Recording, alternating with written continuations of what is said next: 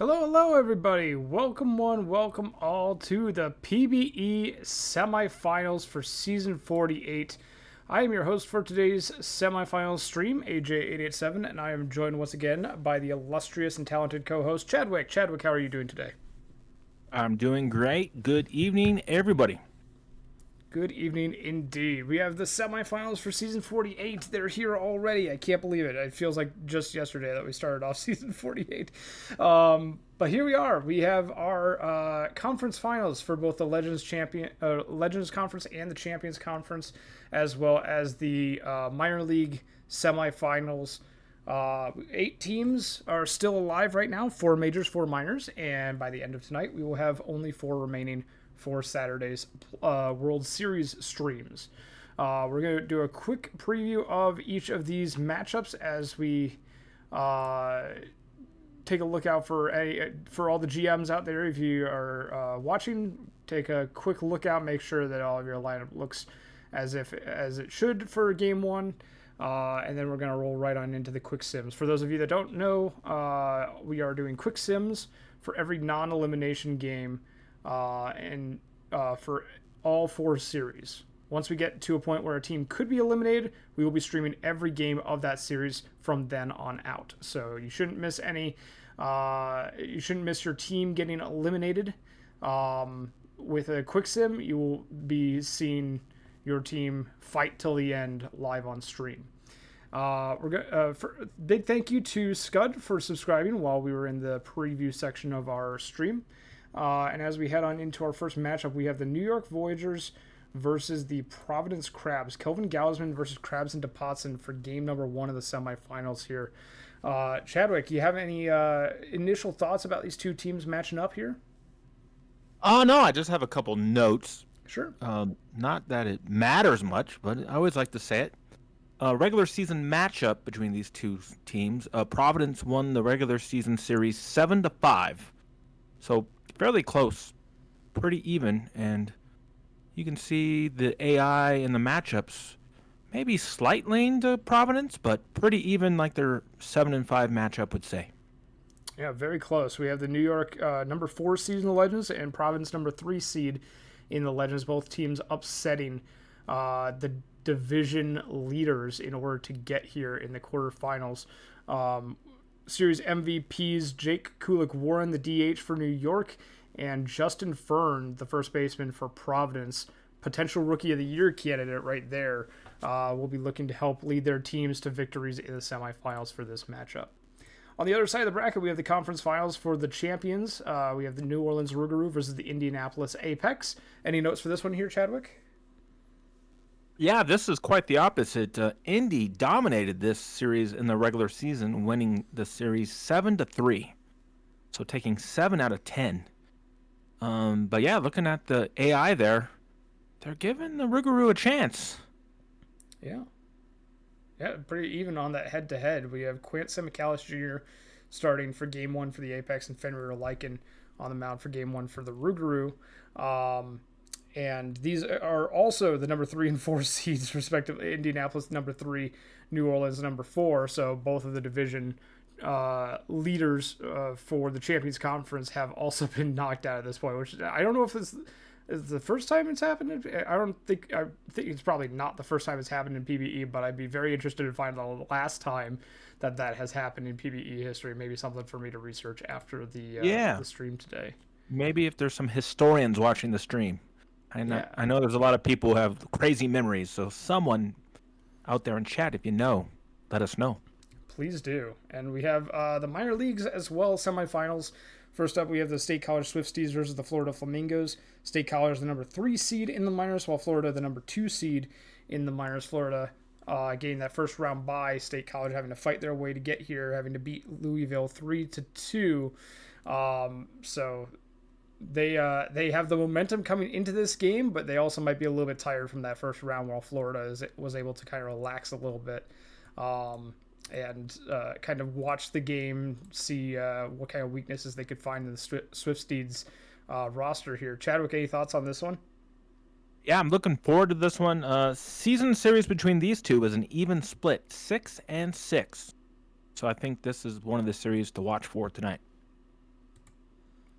And then last but not least, we have the Kansas City Hepcats versus the Anchorage Wheelers with Ziegler and Velo on the mound for game number 1. These being the number, I think 4 seed was the Kansas. They had a weird tie with the Dillos. It was either 4 or 5 seed. One was the one was the other, and then Anchorage being the clear number 1 seed coming into the playoffs here with 72 wins. No other minor league team topping 70 wins on the season this year, and yet head-to-head looks pretty close on this one as well. Chadwick, what do you think about that? Yeah, no, again, it's tight. And then I must say I made a mistake. I can't read my own notes. It's this series that went 6-6 on the year. Sorry. The last one, Swifties over Florida, 8-4. Okay. Gotcha. But I still think that will be a close series. But just for people who, want to know what went down in the regular season. Yeah, all 4 have the potential to go very deep in their respective series. But I think we're ready to get on started. So we're going to do quick sims for all 4 of these series to start things off until we have an elimination game. And we will be stopping in between games to make sure that the GMs have time to make changes to their lineup if they need. So GMs, get ready. As soon as your game is quick simmed, you can throw any changes into your channel in the playoff server, and we will make those adjustments accordingly. But we're going to get going because this is a potential 16 streamed game sim if we have 4 reverse sweeps. So we're going to want to get as ahead of things as we possibly can. So first up, we have the Voyagers versus the Crabs, and game number 1 of the Legends Conference Finals is going to go to the Providence Crabs. The home team taking the win here 3-0, getting off to an early start. 9 hits to 3 over the Voyagers. 2 hits for Casey Vita on 3 at-bats and 2 RBIs for Philip Alou for the Crabs. While New York only has 3 hits total, 2 from Errol Cove and 1 from Jake Kulik Warren, that first round series MVP. Only 1 other batter reached base, and that was Thomas with a walk. Gausman will take the loss. Crabs and DePotson with the win. A dominant start. 8 shutout innings, only 2 hits and 1 walk, 9 strikeouts. Sampson gets the save, and Crabs and DePotson will be your player of the game for game number 1 of the semifinals for the Legends Conference. And Chadwick, we want to lead us on into the first game for the Champions Conference? Yeah, let's switch them off here. Go for it. Rougarou Apex. Let's see what happens here. We click the button, and survey says the Apex get a 3-1 win on 10 hits to 4 hits there. He's saving, which is always good for the winning side. A huge game for Cove, 4 for 4, 2 RBI there. In the losing effort, we got an RBI for Fakar, the first baseman. Pitching-wise, your win's going to go Semifinals Jr., 6 innings, solid start, 1 run earned, 6 strikeouts. We get a hold for Farnsworth. Cranepool's going to get the save. And then Lycan's going to take a loss for New Orleans. 5 innings, gave up 3 runs, and no surprise, Bellet Cove, with that 4 for 4 effort, your player of the game. So both higher-seeded teams, both home squads getting the win for the majors. We'll see if that continues on into the minor leagues. But majors GMs, if you have any changes to make for game 2, I know the Apex already let us know their changes for game 2 prior to the sim starting today, so they don't have to worry about it. But for all the other majors GMs, if you have changes for game 2 or if you are good, please let us know. If you're good, please let us know as well, so that we can keep moving along, and we don't have to wait and think on whether or not you actually might have changes. But we're gonna keep on going. Minor leagues semifinals, game number 1 for the Swifties and the Flamingos. Fridgetov Nansen on the mound for the Swifties, JC Swishman to the rubber for the Florida Flamingos. Game number 1 is going to go to the Florida Flamingos. The home team streak keeps going here, and this one was a walk-off. 2-run homer for Crazy Tomato 2 to win the game after being down 2-1 coming into the bottom of the 9th. Flamingos walk it off. It's 2 for 4 day for Tomato with 2 RBIs, both on that 9th inning walk-off home run. On the side of State College, 2 RBIs for Davis II and 2 hits for Strange, the shortstop. Caspace takes the loss on the blown save. Toltre gets the win for Florida with 3.1 shutout innings, only allowing 1 hit over those 10 outs. Fridgetov Nansen will be your player of the game, despite the team getting the loss, only 1 earned run on 7 innings pitched, striking out 8 Flamingos. And we'll head over to the other side for game number 1. Chadwick, you ready to bring us on into this one? Yes, all right. Headcats Wheelers, game 1.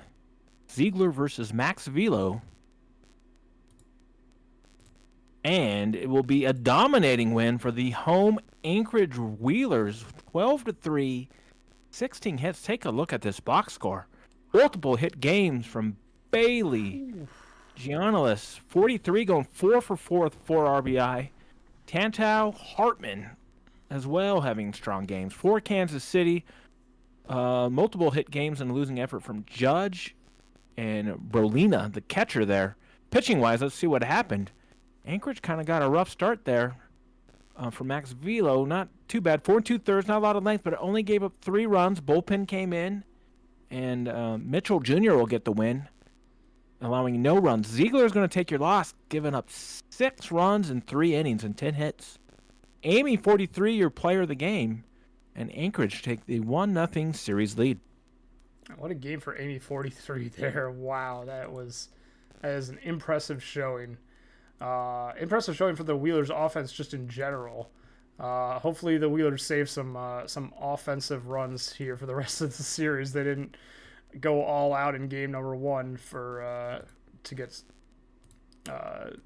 to struggle with the runs in the future of the series, but that could also just be a sign of big things to come with even more runs for the Wheelers in the remainder of the series. We're going to go ahead and finish the day. Apex, I know, had changes. Minor League GMs, if you have changes or if you are good, please let us know. Apex is going to make changes real quickly here. All right, yeah, and we see other changes are coming in. Excellent. So it looks like Player strategy, bubbles. what is this? +1 It looks like we got hook. 3 of the 4 minor league teams have chimed in. Excellent. And I think the Wheelers are famous for just letting it ride, so Okay, so middle use more often, long. They're already there. Farnsworth to middle, normal, long. Okay. yes, Grizzly. All vibes indeed. Middle, normal, long. Already there. Calvin Ball, middle, normal, long. And Maurer, none. Avoid high, none. Okay. Alright, Apex, your changes have been made. Let me know if anything is missing there, but it looks like there are only a couple of actual bullpen changes plus the hook change. New York, next. There we go. Alright, so we have Rosas, Stoppers, 7th, and high leverage. Middle relief for all of these. Normal for Bakugo. Less often for everyone else except for closer, who is AHL. Okay. And then Stroh's stamina was requested as well. Stroh is at 69%, slightly tired. Let me know if you have any subsequent changes, Enoch, or if you are all set. Swifties. Want a stam check? Sure thing. So for stamina checks, we're only going to go into the ones that have the actual like bar next to them. Beans is 58%. Nansen is 6%. They just started. And Caspace is 67%. If you want a specific user or a specific player to be checked as well, just let us know. Otherwise, we're only going to be checking those that have the little yellow or red bar next to them, because everyone else should be good to go. So just a heads up to all majors and minors GMs, just so we can keep moving things along. Flamingos have changes. Toll trade from use more often to normal. Keep as middle relief. Okay. Is that it, Flamingos? Just that one change? Voyagers, yeah, we can do that. Haven't seen anything from Rougarous or Crabs. Nope. Yep, they're silent so far. The Wheelers or Hepcats.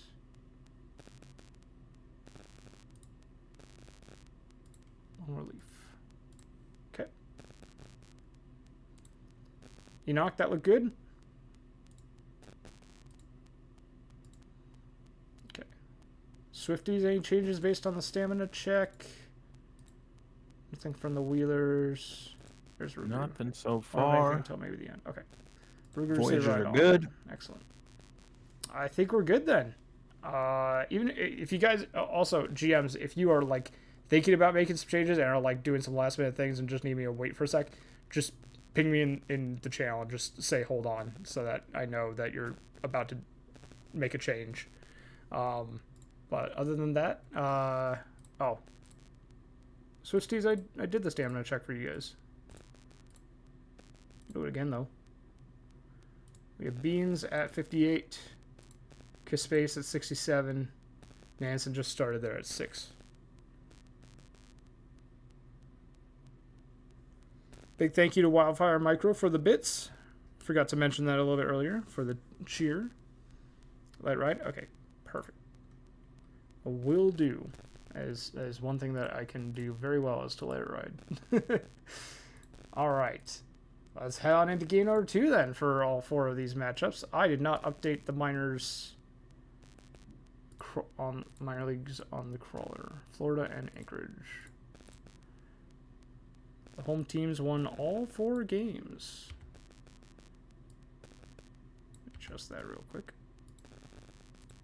There we go. Perfect. All right. Game number 2. We have the New York Voyagers versus the Providence Crabs. Crabs still hosting for the second game. They lead the series 1-0, and they send flamethrower Meta to the mound, who has not been having a great postseason with that 19.29 ERA. Xavier Crawford will be taken to the mound for New York. These 2 starting pitchers will go head-to-head in game number 2, and let's see which team comes out ahead. It'll be the Providence Crabs taking game number 2. This one went to extra innings. We have a 7-6 ball game to end game number 2. 11 hits apiece. 12 innings needed. A sacrifice fly in the bottom of the 12th by Philip Alou sent home the winning run. 3 RBIs for Santiago Benito on the side of the Crabs. 3 hits for Swanson Goose and 3 runs. For New York, 3 RBIs on a 2-for-4 day for Ben Kruger, and Otage goes 3 for 6. Etsuko gets the win in relief for Providence. The loss will go to closer. Rosas blows a save, and Bakugo will get a hold. Ben Kruger will be your player of the game for this matchup. All right. We'll head back to the scores. All right, next up, Game 2, Rougarou Apex. It'll be McForty-3 versus Stun Gun.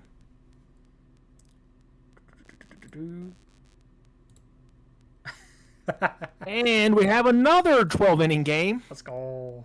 Thank goodness they're getting the extra innings out of the way before we stream them. Yeah, the Apex are going to get a walk-off home run from Rake Slammer in the bottom of the 12th to win the game.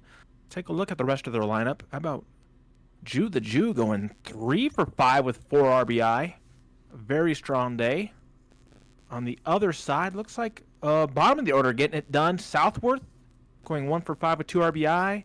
Guile going 1 for 4, 2 RBI. Pitching-wise, no decisions for both starting pitchers. The win's going to go to Ball. And then Samedy is going to take the loss. Jew the Jew is going to be your player of the game, no doubt. And we have something there. Manuel Bain ties the championship playoff extra inning record for strikeouts with 5. Oh, that's not good. Sorry.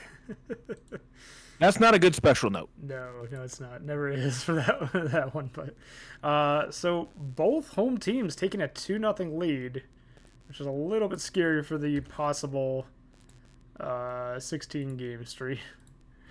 But we'll be all right. We'll survive if that happens. Minor leagues. We have game number 1 for the game number 2 for the State College Swifties versus the Florida Flamingos. Always a bonus on the mound for the State College Swifties. Wade Silliams Jr. getting the start for the Flamingos. Florida leads the series 1-0. Will they take a 2-0 lead, or will the Swifties even it up at 1 game apiece?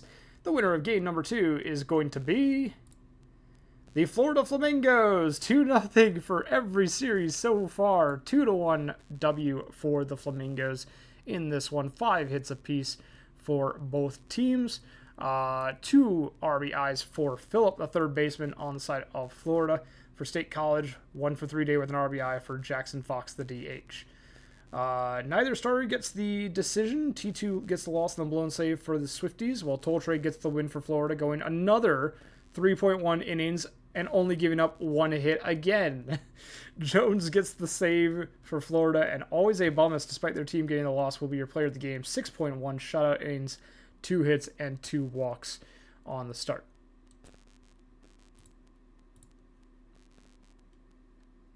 All right, next up, Game 2, Hepcats Wheelers. Wheelers looking to make it another 2-0 series. Billy the Kid versus Clay Holmes.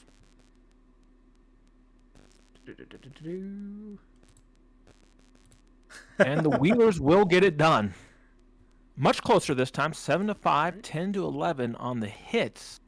Let's look and see what Anchorage did. Who did the damage there? Is going to be 43 again, going 2 for 4, 3 RBI. So a huge series so far. Bottom of the order, Danks the shortstop going 2 for 4, 2 RBI. For Kansas City, how about Cal? 3 for 5, 1 RBI. 2 for 4 for Brolina again, so very strong. Both pitchers are going to take no decisions, both starters. Wyatt's going to get your win. Random's going to get your save. Boss the third is going to take the loss. Amy, 43, your player of the game. Amy 43 having a great series so far with the player of the game. And I think both of them so far. Yeah. So we'll see if that continues into game number 3. 2-0, 2-0, 2-0, 2-0. Yeah, 2-0 for home crowds are really getting their money's worth in these series so far, with every home team taking a 2-0 lead in their respective series. Teams, if you have changes to make, please let us know as soon as possible. Voyagers want to see the pitching page. Will do. There you go, Enoch.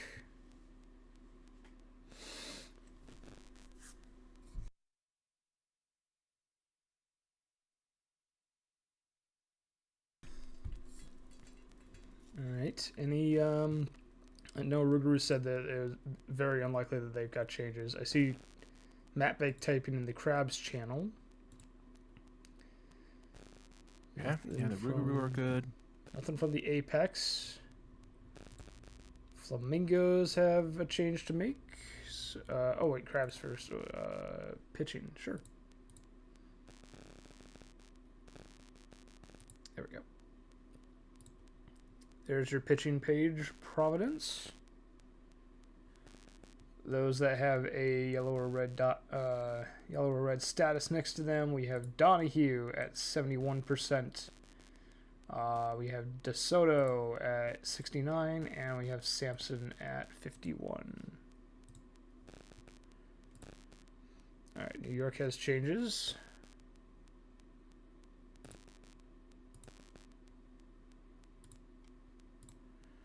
Okay, that looks good. Relief. No secondary for anyone. Normal usage for Stro. And Bakugo used less often for everyone else. Okay. Enoch, does that look good for you? Let us know. Swifties have changes. Okay, Twain to avoid high leverage. Do you want the secondary role to be removed, or do you want it kept at long relief T-Stoles? Ammo adds secondary middle relief. We did sim through off day, yes. Keep long relief, okay. Yeah, these are, yep. We have sim through the off day, we're on the game 3 day. Alright. Any other changes from any GMs, or if you're thinking about something, let us know. Just tell us to hold on for a second. I'm not seeing anything. All right, so I think we're good to continue on. Game number 3. Still no elimination games yet. These are our best of 7 series. So we will be quick simming game number 3 for all of these series. And then after that, if any team goes up 3-0, we will be streaming all the rest of the games for that series the rest of the way out. So we're gonna head on into game number 3 for the Legends Conference Finals. Providence versus New York. James Daly versus Beauregard Rove on the mound. Those two getting the start for their respective teams. And game number 3 between the Crabs and the Voyagers is going to go to the New York Voyagers, who take their first game of the series. 2-1 is the series status right now, as New York, with their first win, makes it so that at the very least this will not be a swept series. Another walk-off win, a run-scoring single by Yeti Taz in the bottom of the 9th And Taz just had a fantastic day.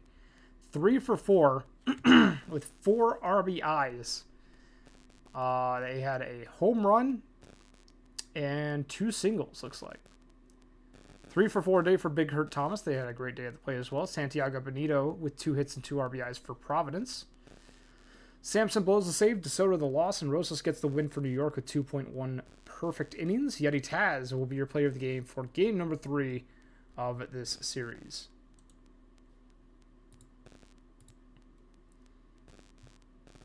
All right, Apex Rougarou. Well, the Rougarou get on the board here. It's going to be Bubbles versus Brian Eshelman Jr.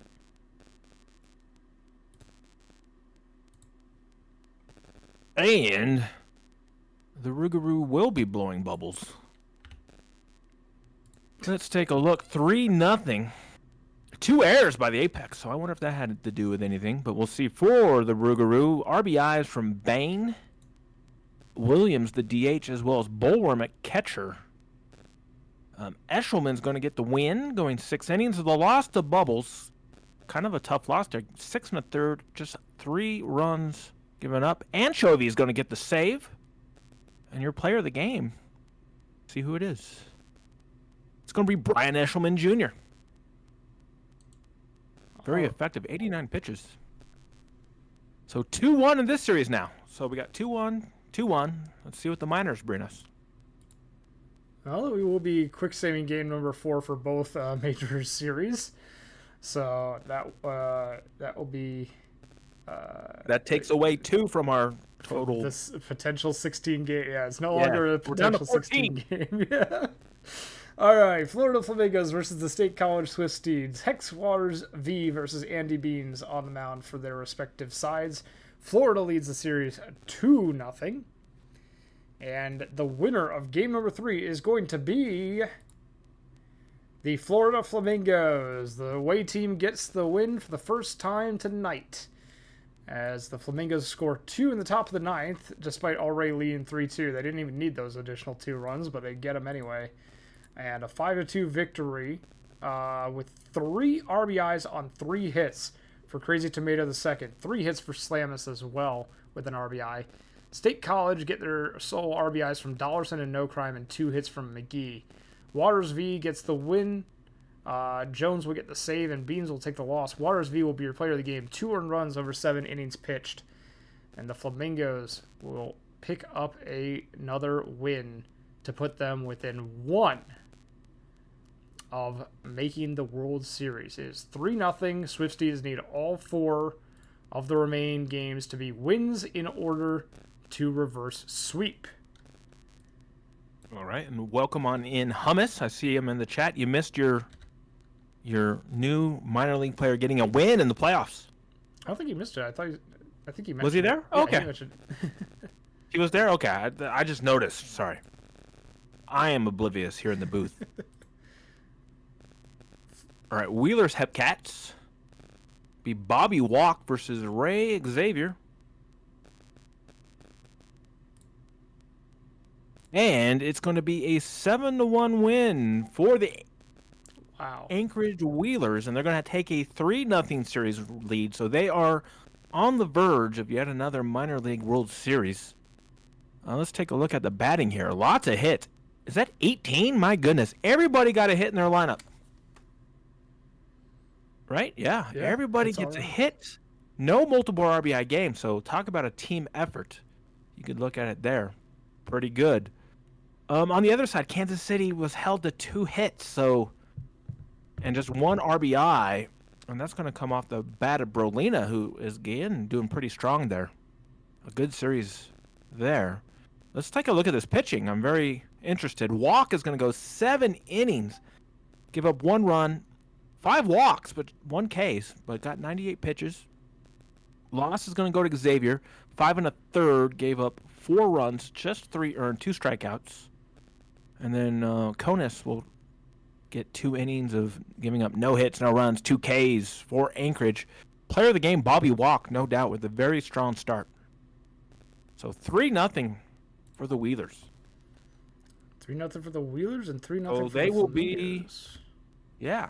So I guess we'll have we'll be streaming the minors from here on out. Yeah.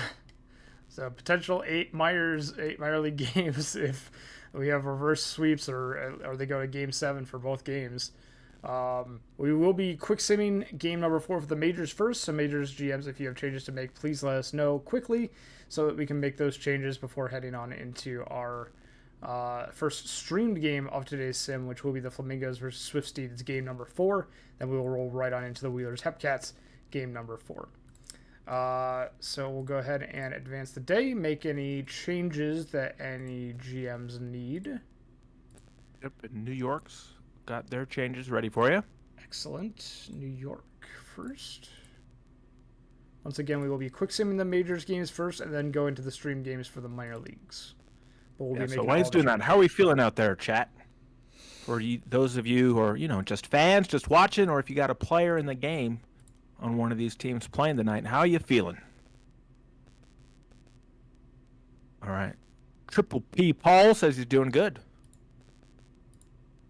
Great. All right. Enoch, you should be good. Let us know if I missed anything or if you have any additional changes. Crabs want to see the pitching screen for their team. And I will say we do have a prediction up, so thank you, mods. Our first stream game will be the Swift Steeds versus Florida. And your prediction for the night is who scores last?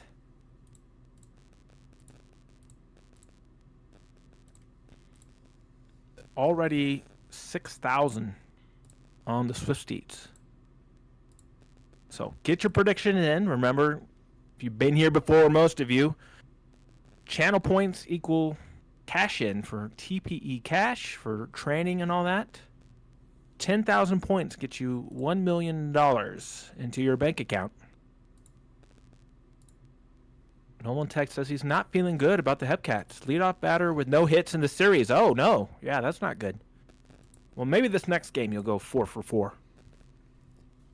T-Stills, I made all the changes. There's a secondary role on Caspace that's high leverage that I assume contradicts the... Okay, yeah, I was about to say.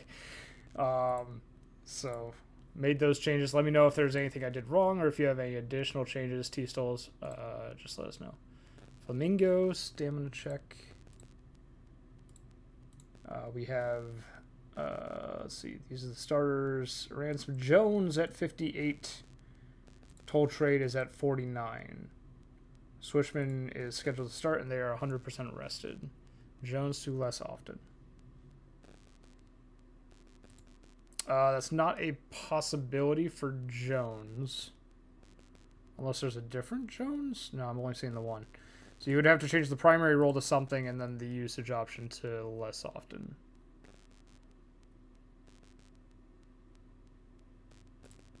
When I see these minor league bullpens, I'm always like, whoa! Yeah, they got a lot of pitchers compared to pitchers. I'm sure the major league GMs would like to petition for one extra roster spot for a bullpen arm. Okay, so change Toll Trade to middle relief, use less often. You still haven't... So Jones can't keep the same role while still having less often. Their usage option, their primary role would have to change to like a middle relief or I think no, not even long relief. It would have to be middle relief, use less often.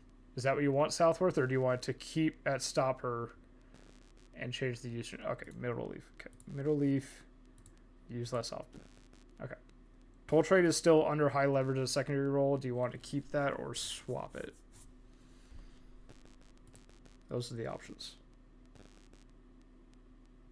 Because they are at middle relief, use less often now. Oh, yeah. Phillies fan says he wants more money. Yeah, that's true. That would take a salary cap rise as well. All right. Done so. Okay. Does that look good, Southworth, or do you have anything else for us? Crabs. Providence Crabs. See stamina and pots and hook. Okay. Johnny Hugh at 80% as a reliever. DeSoto 73, Sampson 36. Everyone else is either good or a starter that has pitched. Potson Hook. Potson is at, looks like 1, 2, 3, plus 3 for Hook.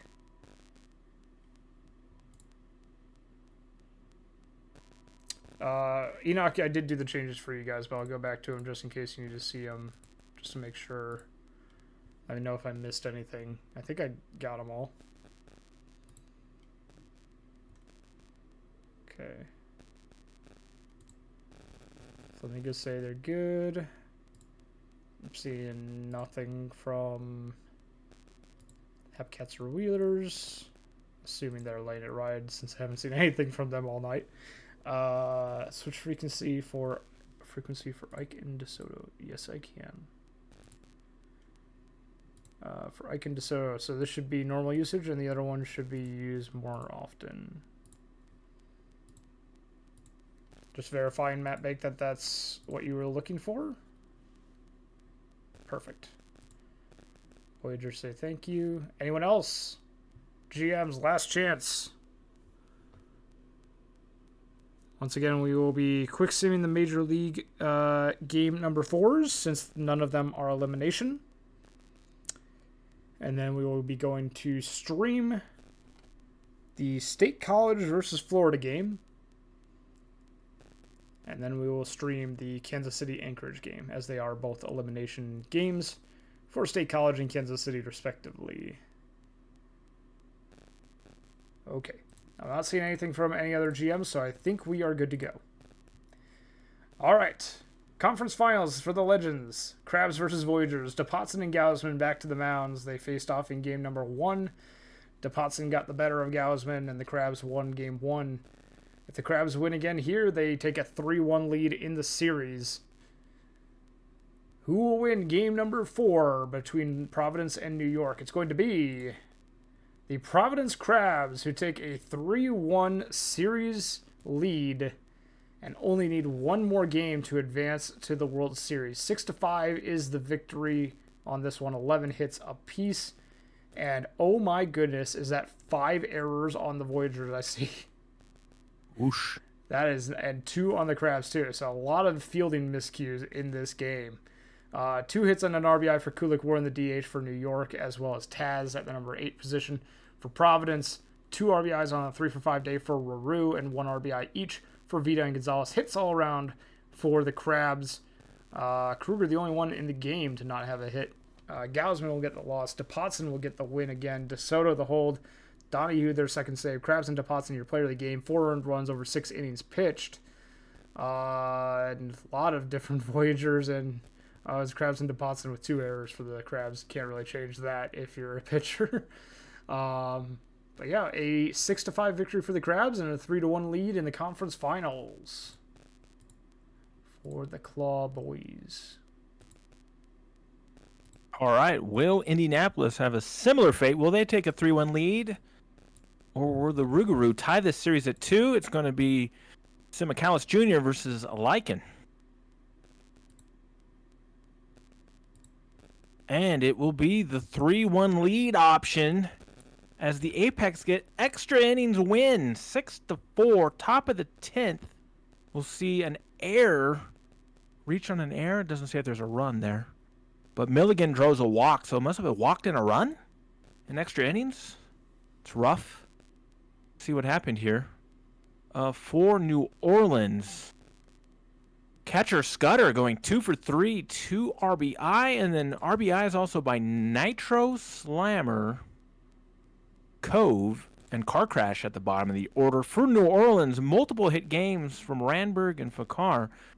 Fakar getting 3 RBI. Pitching-wise, your winning pitcher is going to be Cranepool. Both starting pitchers get no decisions. Slothsburg is going to take the loss and a blown save. And then Ball will get a save out of the bullpen for Indy. Player of the game, catcher Scudder. All right, so that means that we are done with the quick sims. Every game from here on out is going to be streamed, since they are all elimination games. New York, New Orleans, State College, and Kansas City all in danger of going home, while the other 4 teams, Providence, Indianapolis, Anchorage, and Florida, all are 1 game away from reaching the World Series on Saturday. It's going to be exciting the rest of the way, as if it wasn't already exciting. But Florida Flamingos versus State College Swifties is going to be our first live matchup here. Elimination possibility for the State College Swifties. They are at home. Okay, World in the background. No, good. Do we have BBN off? BNN is off. I'm going to need to get rid of the widget once we get into game. But very good. Yep. Florida Flamingos lead the series 3-0. They have the advantage on the head-to-heads. Once again, they were the number 2 seed coming into the postseason. They got that first round bye. They were eliminated in the semis by Kansas City actually last season, and this is their 4th straight semis appearance. But they have made 2 of the last 3 World Series, and they will be looking to make a 3rd in the last 4 seasons, this one included. They last visited the World Series 2 seasons ago when they won it in season 46, and they come in with a 66-42 record. State College, meanwhile, comes in with a 63-45 record as the number 3 seed, last having been to the World Series when they won it back in season 42. They beat the Lemurs 3-2 in order to get to this point, and they are the only minor league team of the 4 that we are seeing tonight to not be in the semis last year, but they are here this year, and this is their first time back in the playoffs in a while. They've missed the playoffs 5 seasons in a row prior to this season. They've made it all the way to the semifinals, and they're kind of on the ropes here. They need a reverse sweep in order to make it to the World Series. It's going to be a tough road for them. They have Frischtoff Nansen on the mound and a really solid squad at the lineup. Jackson Fox, the series MVP of the first round, 328 average on the season with a 901 OPS for the young DH. What do you think about these 2 teams, Chadwick, coming into game number 4? Do you have a prediction on which team you think is gonna edge out the other one here? I would not do that to anybody at this point in time. That is fair enough. But I will say, don't count the Swifties out. I'll just mention this again. They won the regular season series 8-4, so I think they got some wins in them. But the big thing I'm concerned about is J.C. Swishman, who's the starting pitcher for the Mingos. He's in the chat, but he says he's driving the car. He's in his car driving right now. So keep your eye on the road, man, please. Yeah, travel safe. You can feel free to listen in, but travel safe. Don't if the team wins here, don't get so excited that you throw your hands up in the air. Please travel safe. But we have Swishman on the mound versus Frischtoff Nansen for the Swifties, and we are ready to get on into game. I forget how we usually do things. Is it first half, second half usually? Yep. Yes, sir. All right, you want to start us off, or you want to finish things out for this one? Your choice. Host choice. All right, why don't you start things off for us here? Sounds great. All right, we'll go ahead and get on into game. Make sure the BNN widget gets turned off. And then we'll start things off. All right, Florida Swifties. Becker is going to be leading off against Nansen as we're at Yankee Stadium.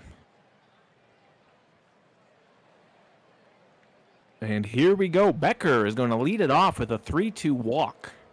I'll bring up the shortstop, Bon Appetit, who is going to fire one in the right field. It will be caught for the first out. Runner at first for Tommy Callahan. And no longer. Becker's picked off. Callahan's going to ground out the first. The first baseman will take it unassisted. And Nansen will face the minimum after the pickoff. Swifties, Tomlin's facing off against Swishman. The left fielder steps in, and it's a 2-0 count. And he's going to get the first hit of the game to center field. Leadoff hit. Fox will now step in. He will hit one to right for a routine fly ball. 1 down, 1 on for Ram. Ram is going to get one under the glove of the second baseman. So runners at first and second now for Davis the second, who's going to pop it up on the infield. 2 outs, 2 on for Strange now, the shortstop. Strange is going to get a base hit. They'll send the runner. No, they'll hold him. They'll go station to station. Bases loaded for Shadow. Shadow is going to draw a full count walk, and the Swifties are on the board, 1-0. Dollarson, the third baseman, will strike out. But the Swifties will get a run to take the lead. Tomato's going to lead it off for the Flamingos. He's going to fly out to straight center field. I'll bring up Bonga, the right fielder. Bonga is going to get robbed of a hit by the left fielder. Prosper now steps in, and he'll get it in there. So a base hit with 2 outs. I'll bring up Phillip, the third baseman, who's going to pop up to the catcher. And we remain 1-0 in favor of the Swifties. Swifties will now bat with Nokrum, the catcher, who is going to get a base hit right past the second baseman, and now bring up McGee, the number 9 hitter. McGee's going to strike out. I'll bring up the top of the order, Tomlin, facing an 0-1 pitch. It's going to fly out the left field. That's 2 down. Fox steps in. And he, as well, is going to fly out the left. A lot of crazy balls. What's the wind situation here? Because we didn't check that. All right. 8-9-1. Slamus is going to strike out on an 0-2 count. That's going to bring up the 9 hitter, Chef Gagne, center fielder, who is going to ground out. 6-3. 2 down. Top of the order now, Becker, who got picked off earlier, going to ground out to the pitcher. And the Swifties will retain their 1-0 lead. Middle of the order here for the Steeds, Ram, 3 hitter, is going to strike out. 1-2. Davis the second's got 3 home runs in the playoffs so far. Is going to strike out on the 2-2. So they'll bring up Steven Strange, the shortstop. 2 outs, nobody on. And he's going to fly now to the pitcher. Quick reflexes there from Swishman to retire the side. We go to the top of the 4th, still 1-0. Bon Appetit. It's going to fly out the left field. Now bring up Tommy Callahan, hitting 091. Can you break out of a slump? He will. Base hit. A 1-out base hit for Callahan. I bring up Crazy Tomato, who is going to get a base hit. Runners will go to second. Runners at first and second for Bonga, the right fielder, who's going to get one down. Bases loaded, 1 out for the Flamingos. Prosper, the catcher, steps in. And he is going to get a base hit. 1 run will score, and we're tied. And the bases are still loaded for Pierre Phillip, who is going to ground into the inning double play. Tough break there, but they do tie the game. The crowd is not happy. Swifties, they're going to ground out 4-3. Shadow there, leadoff hitter for this inning. Dollarson, the third baseman, steps in. He will ground out 4-3. And that will bring up no bid. Oh, I forget that. What that is. It's been a while. I remember from Prospect League for Nokrum. It's going to fly out. And we are through 4 quick innings here. 1-1. Top of the 5th. Slamus is going to get a base hit. I'll bring up Gagne. And he's going to walk on a 3-1. So runners at first and second for the top of the order. And Becker is going to get a base hit as well. They'll send the runner. He's going to score. And the deadlock is broken. The Flamingos take a 2-1 lead. Bon Appetit is going to get a base hit over the glove of the second baseman. Bases loaded, no outs for Callahan. Callahan is going to fly out to center. Oh. And it's going to be a double play. Wow, but they get the next hitter. Tomato's going to drive in 2 with a base hit. It's 4-1. And then Bonga's going to strike out, so a lot of action in there. It's 4-1 Flamingos. AJay is going to take you home the rest of the game. That was a huge half inning for both sides. Flamingos got 3 runs. State College got that huge double play. They just weren't able to finish off the inning before more damage was done. Fox on board with a single, a deep drive to left. Tomlin on board with a single. Fox with the deep drive to left, but just missed the wall. But Ram won't. 2-run homer is going to score Tomlin. The Swift Steeds will draw within 1. State College with a 2-run long ball from Ram makes this a 4-3 ball game. DeQuavion Davis 2 will strike out to end the 5th. Well, we have a 1-run ball game where this was 4-1 previously. Prosper against Emil was going to ground out to start off the top of the 6th. Here's Phillip. Line drive, sliding catch in center. Great play by Shadow out there for the Swifties. Slamus will fly out to right And that will do it for the inning.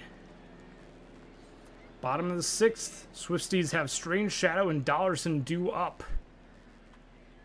Strange grounds out to the first baseman. Now Shadow made a sliding catch in center field and now has to take to the batter's box. Try and make something happen, but a ground out to third will send them back to the dugout to prepare for the next inning. Dollarson now. Fly ball to right, deep all the way to the track. Goes Bonga, and they'll make the grab. 4-3, Florida still leads. We head to the top of the 7th to see if they can add on to that lead. Gagne draws a walk against Emmel. Leadoff man aboard for Becker. Becker's going to walk on a full count. Neuromantic's the new pitcher, relieving Emmel. 2 runners on, no one out. Napetit, fly ball right to Shadow in center field for out number 1. Callahan now strikes out, and that's going to bring up Tomato the second. 2 outs now, first and second. And a line drive right to Tomlin will retire the side. Flamingos could have done some damage there. The first 2 hitters get on board with walks, but they can't bring anyone around to score. Good defense by the Swifties. We head to the bottom of the 7th after the stretch. Nobody, no crime is going to ground out to Pierre Phillip at third. Scooter McGee, the second baseman, bounces that one in. It's a single, going to land just in front of Bonga and right. And they are on board. Tomlin will fly out, though. Now we have 2 outs and a runner on first for Jackson Fox. Series MVP of the first round, Fox the DH, as Scooter McGee is going to reach second on a wild pitch. Fox will fly out to right, and that will do it for the inning. We head to the top of the 8th. Last 2 innings, and it's a 1-run ball game. Florida's going to have to earn it into the World Series as State College are nipping at their heels. PJ Prosper going to ground out for the second out of the inning after a flyout by Bonga. Now Pierre Phillip. Pop fly, foul, playable, and will be caught by the catcher. 3 up, 3 down for the Flamingos, and the Swifties will head back to the batter's box. Ram Davis the second and Strange. Ram with the home run earlier on today. 2 runs of those 3 attributed to Ram, but they will ground out in this at bat. Davis will fly out to center. Now it's going to be Strange with the shortstop. 1 for 3 on the day. And fly out to right will make it 1 for 4. 3 up, 3 down for the Swifties, and they are going to have to leave it all to the bottom of the 9th. They will need at least 1 run in that inning to stay alive in season 48. Line drive out by Slamis to right. Gagne, fly ball to center field. Deep. Not quite deep enough. Doesn't quite reach the track as Shadow gloves it for out number 2. But Becker, right center field all the way to the track for this one, and Shadow will take care of that one as well. Flamingos sent down in order. They still lead 4-3, and we head to the bottom of the 9th. Flamingos, can they close it out? Swing and a miss on the mound versus Ethan Shadow. Shadow's going to draw a walk on a full count. The leadoff runner is aboard. The tying run at first. Winning run at the plate. It's Dollarson. A line drive to center field that will retire them. And that status now passes to no crime as the winning run. Dollarson advances to second. New pitcher Mira Waters the 5th. This is a starter, isn't it? Mira Waters the 5th. No crime will draw a walk. Base hit for McGee. That's going to bring home a run. This game is tied. Tie ball. Not for the playoffs. Okay.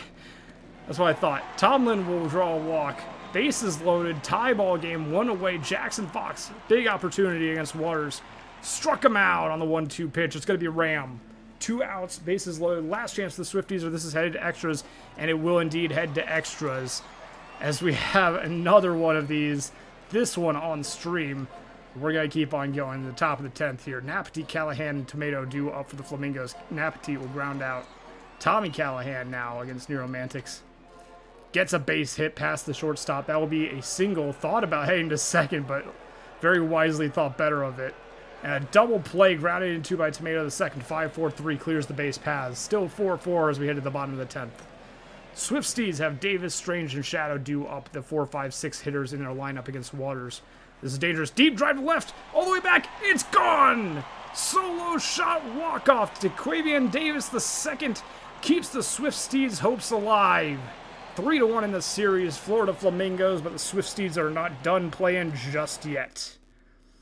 We are going to go ahead and leave the game for a moment just to save, and then we will head back to the box score.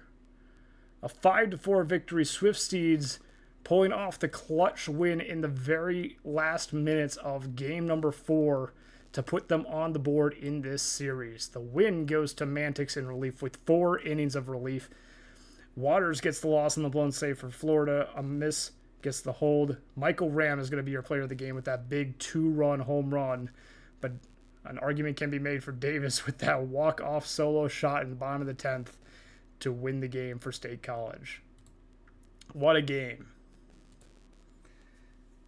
All right, we're going to go ahead and update the crawler real quick here, and then we're going to launch right on into our next streamed game. That being the Anchorage Wheelers versus the Kansas City Hepcats.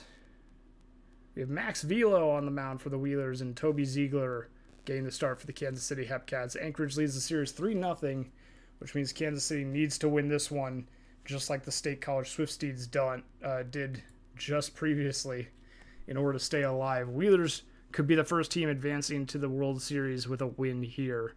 And they send Max Velo to the mound to try and get it done. 10-6 record on the season for Velo.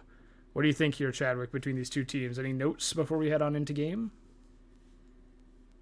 No, incredibly tight. So you would have to kind of favor the Hepcats just based off the odds. From the regular season series you're talking about? Yeah, I think they're so close that I think the Hepcats will get a win, but will it be this one? Who knows? But they need it. Well, the Hepcats did have the momentum coming into this with a 3-0 series sweep against the Dillos. That momentum seems to have stalled against the Wheelers here, as they have walled Kansas City very handily so far. And this is something that some people might not know. I'm sure these two teams know this very well, but this is a rematch of last season's World Series where Anchorage won it. So Kansas City is looking for revenge, but Anchorage has been really dominant so far through 3 games, and we'll see if they can win game number 4 to advance to the World Series as the reigning World Series champs. We'll see what happens. Toby Ziegler on the mound. Max Velo toes the rubber for Anchorage. We're going to head on into game here. I'll go ahead and start things off, and then you can finish. Does that sound good, Chadwick? Yeah, let's roll with that format. All right, sounds good. So we'll go ahead and head on into game with Bailey III, Plainview, and Giannulis starting things off for the Anchorage Wheelers against Toby Ziegler. And make sure everything looks okay before we get started. And that it does.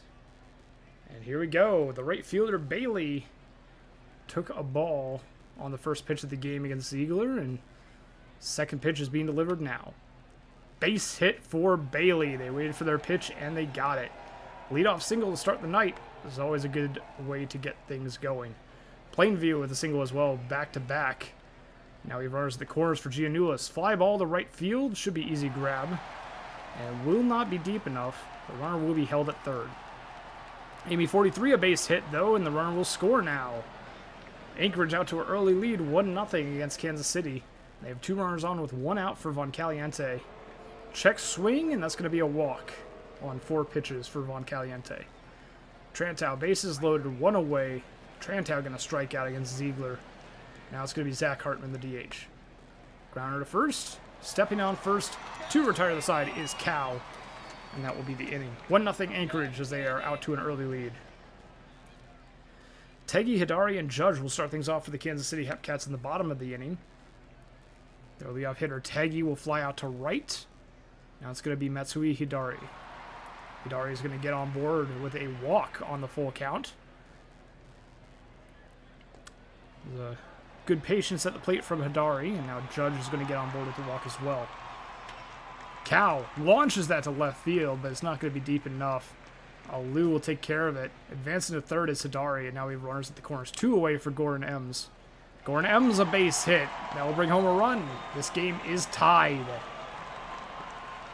Ems on board with a single. And it's now 1-1. Walker grounds out to the shortstop. And we head to the top of the second after both teams score a run in the first. Manny Alou, the left fielder. Check swing, and they went too far on the 2-2 pitch from Ziegler. It will be strike 3. Stanley Danks, the shortstop. Fly ball, right field, can of corn for Ems. Top of the order rolls around. It's going to be Bailey the third, and they will be 2 for 2 on the day with 2 hits. Daniel Plainview will strike out. That will be the end of the inning. Anchorage gets one hit from Bailey, but nothing else, and we head to the bottom of the second. Crawford, Brolina, and Windsor Jr. due up for the Hepcats. Crawford, the third baseman, will get a base hit on their first at-bat today against Velo. Brolina, pop fly, right side. It's going to be caught by Giannoulis, the first baseman. Now Windsor Jr. Fly ball, right center field.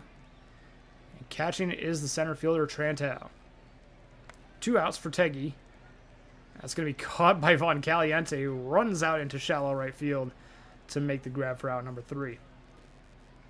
Both teams score a run in the first. Both teams do not score in the second. And we head to the top of the third. Giannoulis will start things off with a pop fly to third base for the first out of the inning.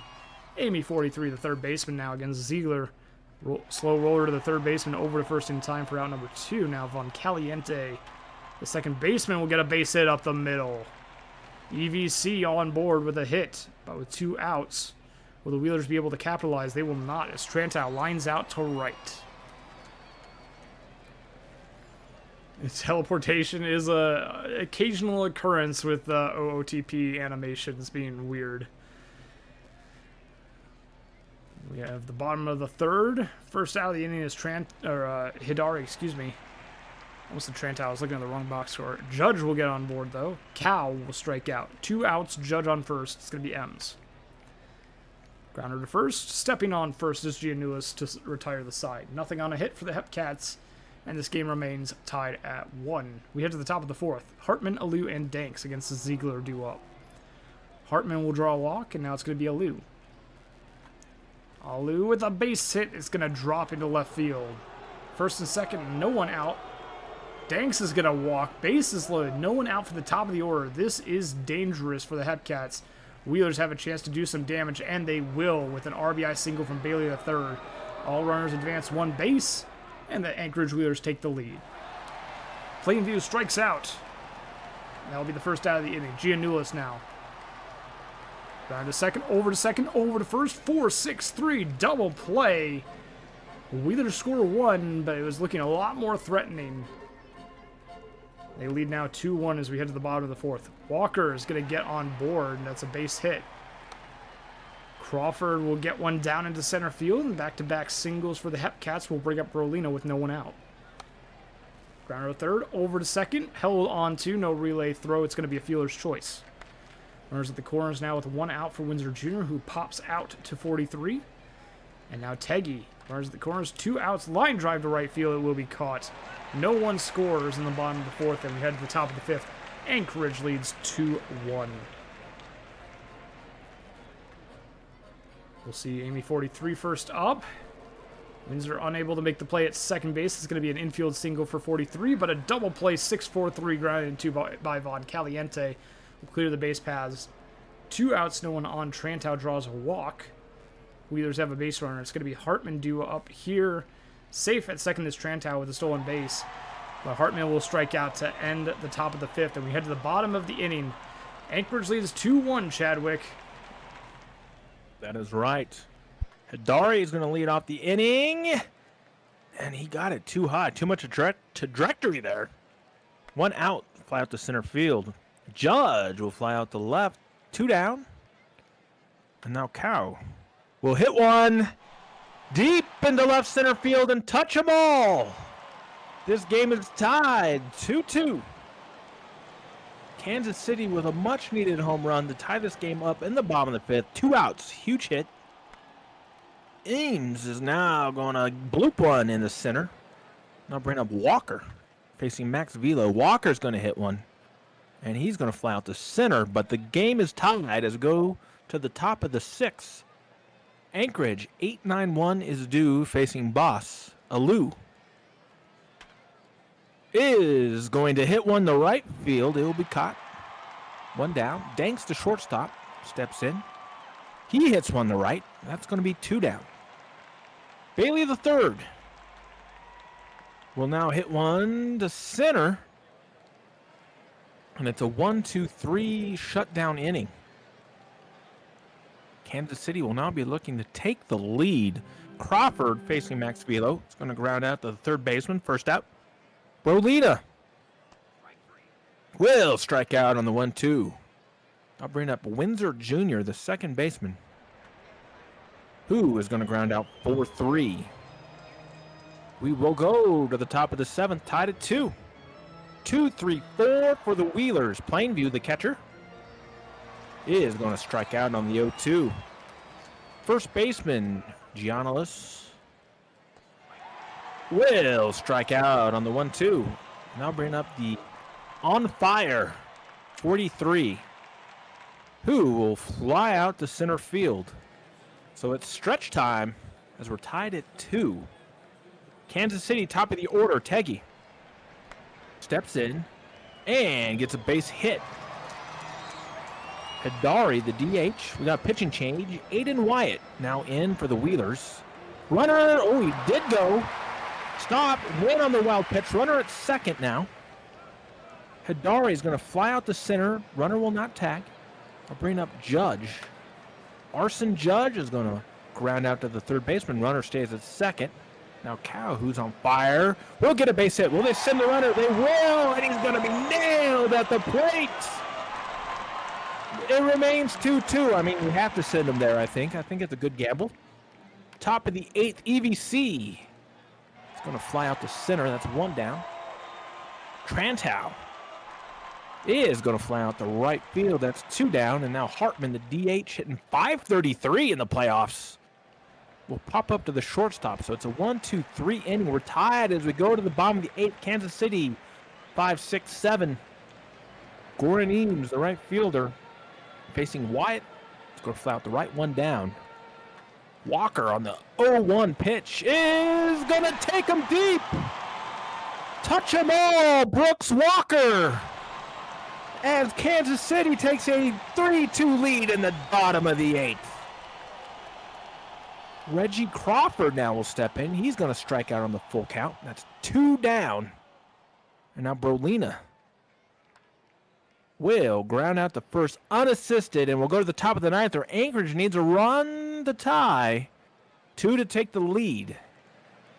We'll be facing Belfour. Alou steps in. 8-9-1. Alou is going to fly out to center. It's 1 down. Banks going to ground out to the shortstop. That's 2 down. Down to their last out is Anchorage. Bailey will hit one to deep right. And it's caught at the wall. Well, that had to be like a foot or less away from going out. But Kansas City stays alive. They fight off elimination. 3-1 is now your series lead for Anchorage as the Hepcats stay alive. We just watched this sucker. But for Kansas City, multiple hit games from Cow, Eames, Walker with the home run, and Crawford. Looking at the pitching, Boss is going to take the win. Wyatt's going to take the loss out of the bullpen for the Wheelers, and Belfour is going to get a save. And, man, we have some entertaining digital baseball tonight. Ziegler is going to be your player of the game.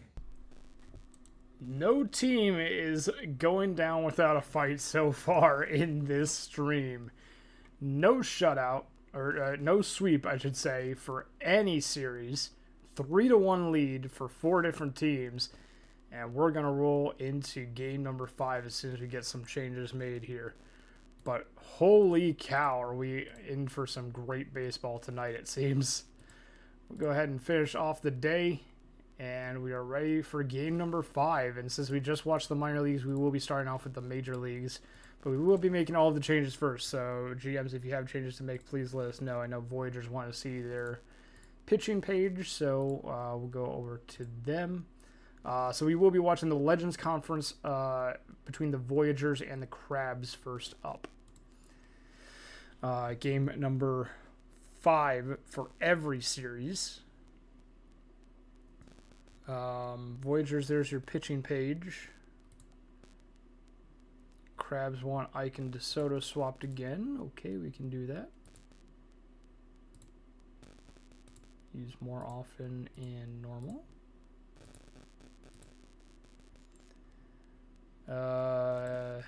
Anyone else? Flamingos have changes. Okay. We have Jones back to stopper. There's no normal for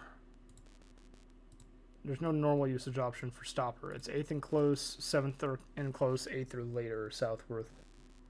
Please let me know which of these you would prefer while I go through the rest of your changes. Toll trade to middle relief, use more. 8th and later. Okay, donezo. Swing and a miss to use less often. And lower relief hook by 1. I assume that's for the whole team. Let me know if that's incorrect. But overall strategy, hook relievers, lower by 1. There we go. And while he's making those changes, our excellent mods have a prediction up for you, and it's simple. Who wins, New York or Providence? So that's in this game of skill. Let's bet your points on who you think will win. And as I do that, the points are rolling in now.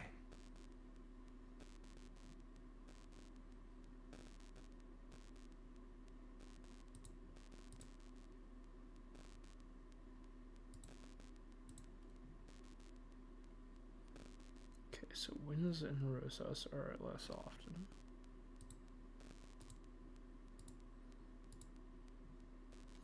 Okay, and then long relief for Stroh. I think this is correct, Enoch. Double check me though. Normal usage, middle relief for closer, Bakugo and Stroh, with long relief secondary for Stroh. Wins to use less often, Rosas on less often, avoid headlight. Yeah, that looks right. And then for Crawford, strategy changes. Okay, Crawford. Hook as starter. There. Oh, pitch count as well. Okay. Alright. That looked good, Enoch. Let me know. Crab said they just needed the swap, which we did. Nothing from anyone else. Not seeing anything from the minor leagues. Aside from Flamingos, which we already did, and Swifties. Scott, if you're in the chat and you can hear me, your T-Stoles needs you. T-Stoles is driving. Scott, are you still here?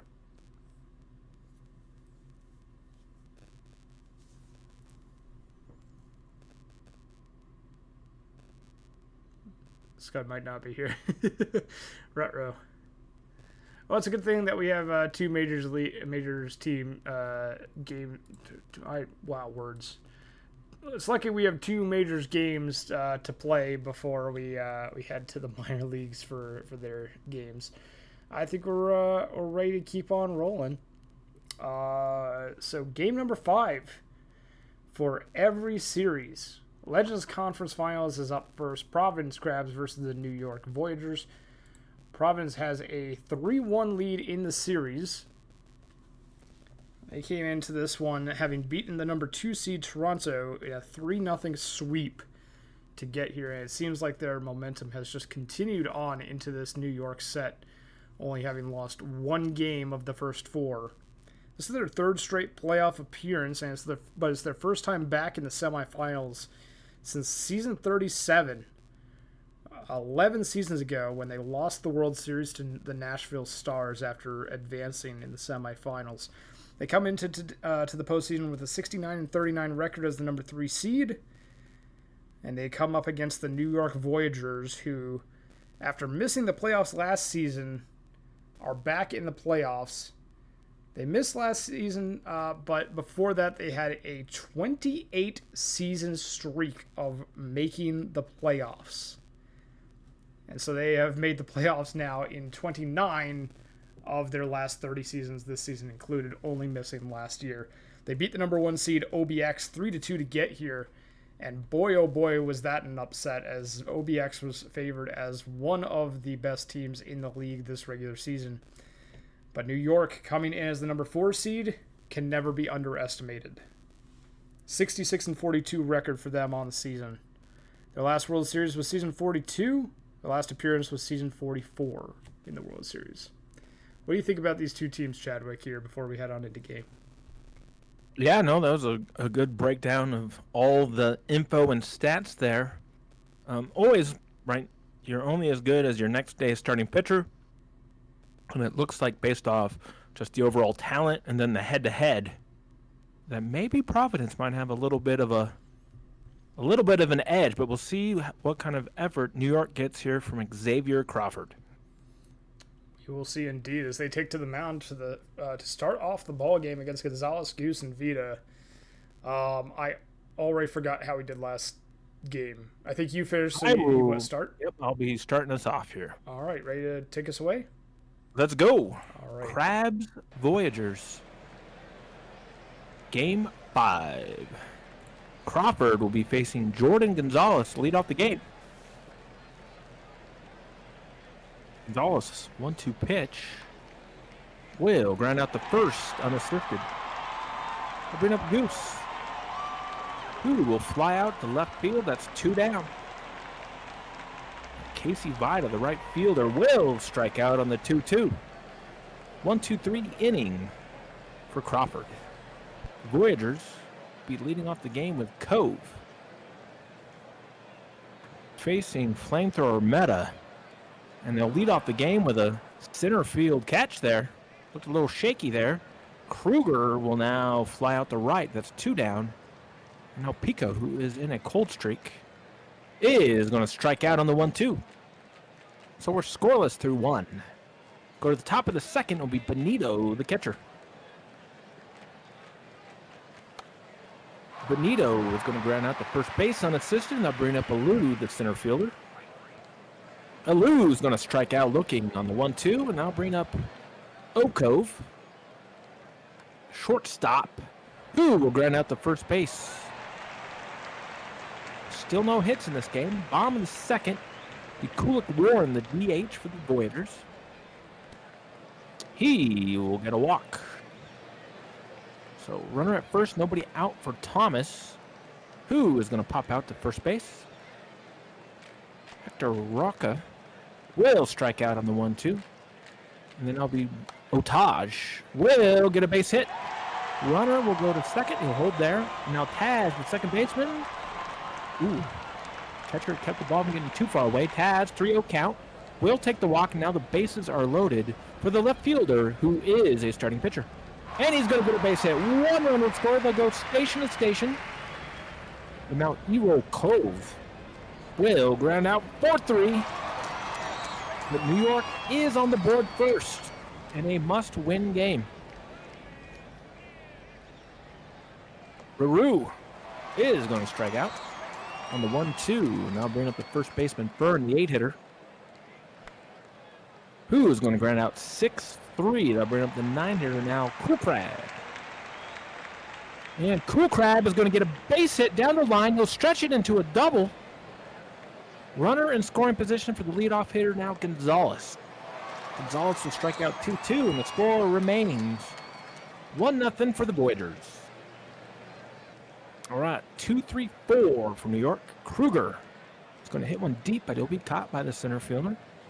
And now Pico is going to go opposite field with a base hit to left. 1 on for Kulik Warren, who is going to hit a fly ball to center. That's 2 down. And now Thomas, the catcher, will pop out in foul territory to the catcher. We are through 3. It's still 1-0 Voyagers. Goose is going to lead off this inning for the Crabs. Goose is going to hit it to right field. It'll be tracked down for the first out. Vida is going to hit one into the gap. It's going to hit off the wall. It will be a double. So a 1-out double for Vida. That'll bring up Benito, who could tie this game up. Oh, wild pitch. Runner moves to third. Infield's now in. And he's going to... Oh, I thought he was going to beat it out, but he's out. 2 outs now for Alou. Alou's going to get one in the gap. The game is tied. He'll turn it into a triple. He's safe. A triple, an RBI triple, which will bring up Cove, who will hit it to right field off the top of the wall. Wow. How did that not go out? Back-to-back triples. I don't know if I've seen that in a while. Back-to-back triples, and then Providence takes the lead. LaRue's going to ground out 6-3, but back-to-back triples get them 2 runs. Could have been a home run. It hit off the very top of that wall out there and right. Hector Rocca is now going to strike out against Meta. I'll bring up Seb Otage, the shortstop, who will get a base hit. I'll bring up Taz, who will line out to the second baseman for the second out. And now a starting pitcher will hit one the deep left in the gap, but it will be tracked down. And Providence retain their 2-1 lead as we go to the top of the 5th. Fern is going to strike out for the first out. I'll bring up the 9-hitter Cool Crab. 0-1 count. Will get one into the gap for a double. 2-out double for Cool Crab. Bring up the DH Gonzalez. Gonzalez strikes out. 2 down now. Will be up to Goose. Goose will hit one to left. It will be caught. It is 2-1. AJay is going to let you know who wins this game. And with a 2-1 lead, Providence is holding on to a slim lead here. New York steps back up to the plate. Cove will strike out. Now Kruger is going to... almost gets on board on the drop third strike, but barely gets thrown out at first. Cal Pico strikes out. 3 up, 3 down for the Voyagers, striking out the side with flamethrower Meta. Casey Vito will fly out to left to start things off in the top of the 6th, and now it's going to be Benito. Benito 0 for 2 on the day, looking for their first hit. They won't find it here. 0 for 3 as they ground out to Pico. Philip Alou already has their first hit of the day, and they will ground out to make it 1 for 3 on the day. Bottom of the 6th, 2-1, Providence Crabs lead. Kulik Warren, the DH Series MVP of the first round, is going to fly out to straightaway center for the first out. Big Hurt Thomas, the catcher, grounds that to short, over to first in time for out number 2. Rocha, deep fly ball left, all the way back to the track is Cool Crab, and they will take care of that one. That's out number 3. We are through 6 innings of regulation baseball here at New York. Providence still has a 1-run lead. Katsuki Bakugo will enter the ballgame in relief. A diving stop by Otage will prevent a base hit, throwing out Cove at first. Baru strikes out, and now it's going to be Justin Fern. Fern hitting .333 average in the postseason so far. That will go down, though, as a line out to center field. End of the top half of the 7th. It's going to be Otage, Taz, and pitcher due up against Ike Sampson, the new pitcher. Otage strikes out on the 2-2 pitch. Yeti Taz. Round out to short, and that's going to bring up a starting pitcher. 1 for 2 with an RBI on the day. And a ground out to first will end the inning. Nothing doing in the 7th for New York either as we head to the top of the 8th. Providence with Cool Crab, and then the top of the order due up. Cool Crab will pop fly that one out to the first baseman, Rocha. Gonzalez skies that one into center field, and it's going to be an error in center field. Cove drops it. What should have been a routine fly ball winds up being a double for, well, not a double, but reaching on an error for Gonzalez. But a ground out by Goose and a strikeout by Vita makes it so that that error does not come back to haunt the Voyagers. No runs scored in the 8th. Bottom half of the 8th, top of the order, Cove grounds out. Now it's going to be Kruger. Kruger is going to strike out looking on the full count pitch. And now it's going to be Cal Pico, the third baseman. 1-1 pitch to Pico from Donahue, the new pitcher. And that'll be a ground out to the shortstop by Cal Pico. And we head to the top of the 9th. Providence can add on more runs here and make it even more difficult for New York, as the Voyagers need to score at least 1 in the bottom of the 9th in order to stay alive. Benito flies out to left, and now it's Alou. That's Stroh, the pitcher. Alou will strike out. Now Cove will face Stroh. Grounder short over to first, and it's bobbled. That is an error, throwing error on Otage, it looks like. And a base hit by Ruru gets all the way to the wall. The throw to the plate is going to be not even existing as the cutoff man is going to hold on to it. And Cove will score from first on the double by Ruru. Fern grounds out to end the top half of the ninth, with New York now in an even tougher spot. They are down 2 runs. Bottom of the ninth, they need at least 2 in order to stay alive. Kulik Warren gets on board with a single. That's a good start. They hurt Thomas now, 1 on first, 2 away. Diving catch in left retires Thomas. Now here's Rocha. 1 out, 1 on first. Base hit into the right center gap. Rocha hanging for second, and they will reach there with no throw. Second and third.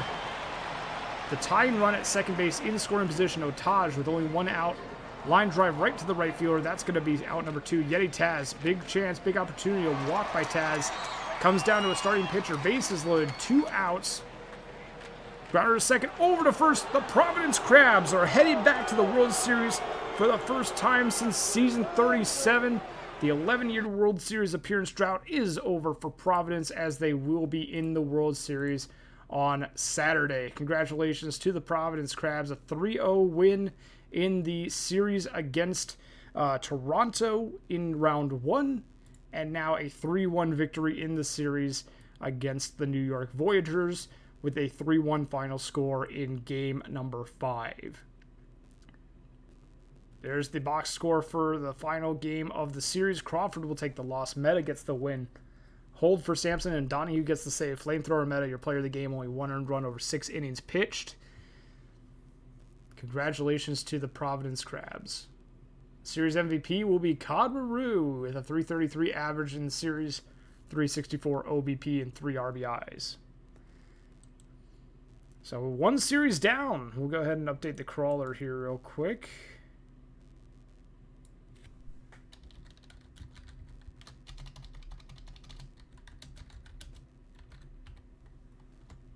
Okay. Crawler is now updated. And that is only 1 of our series completed. We still have 3 more on the night.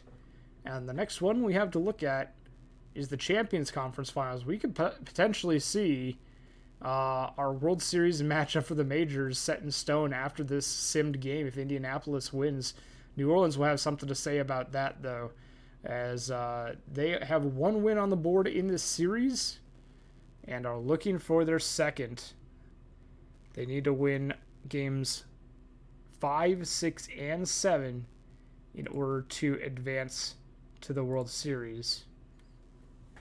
We have our matchup here on screen for you all as we get a prediction going over under 16.5 hits.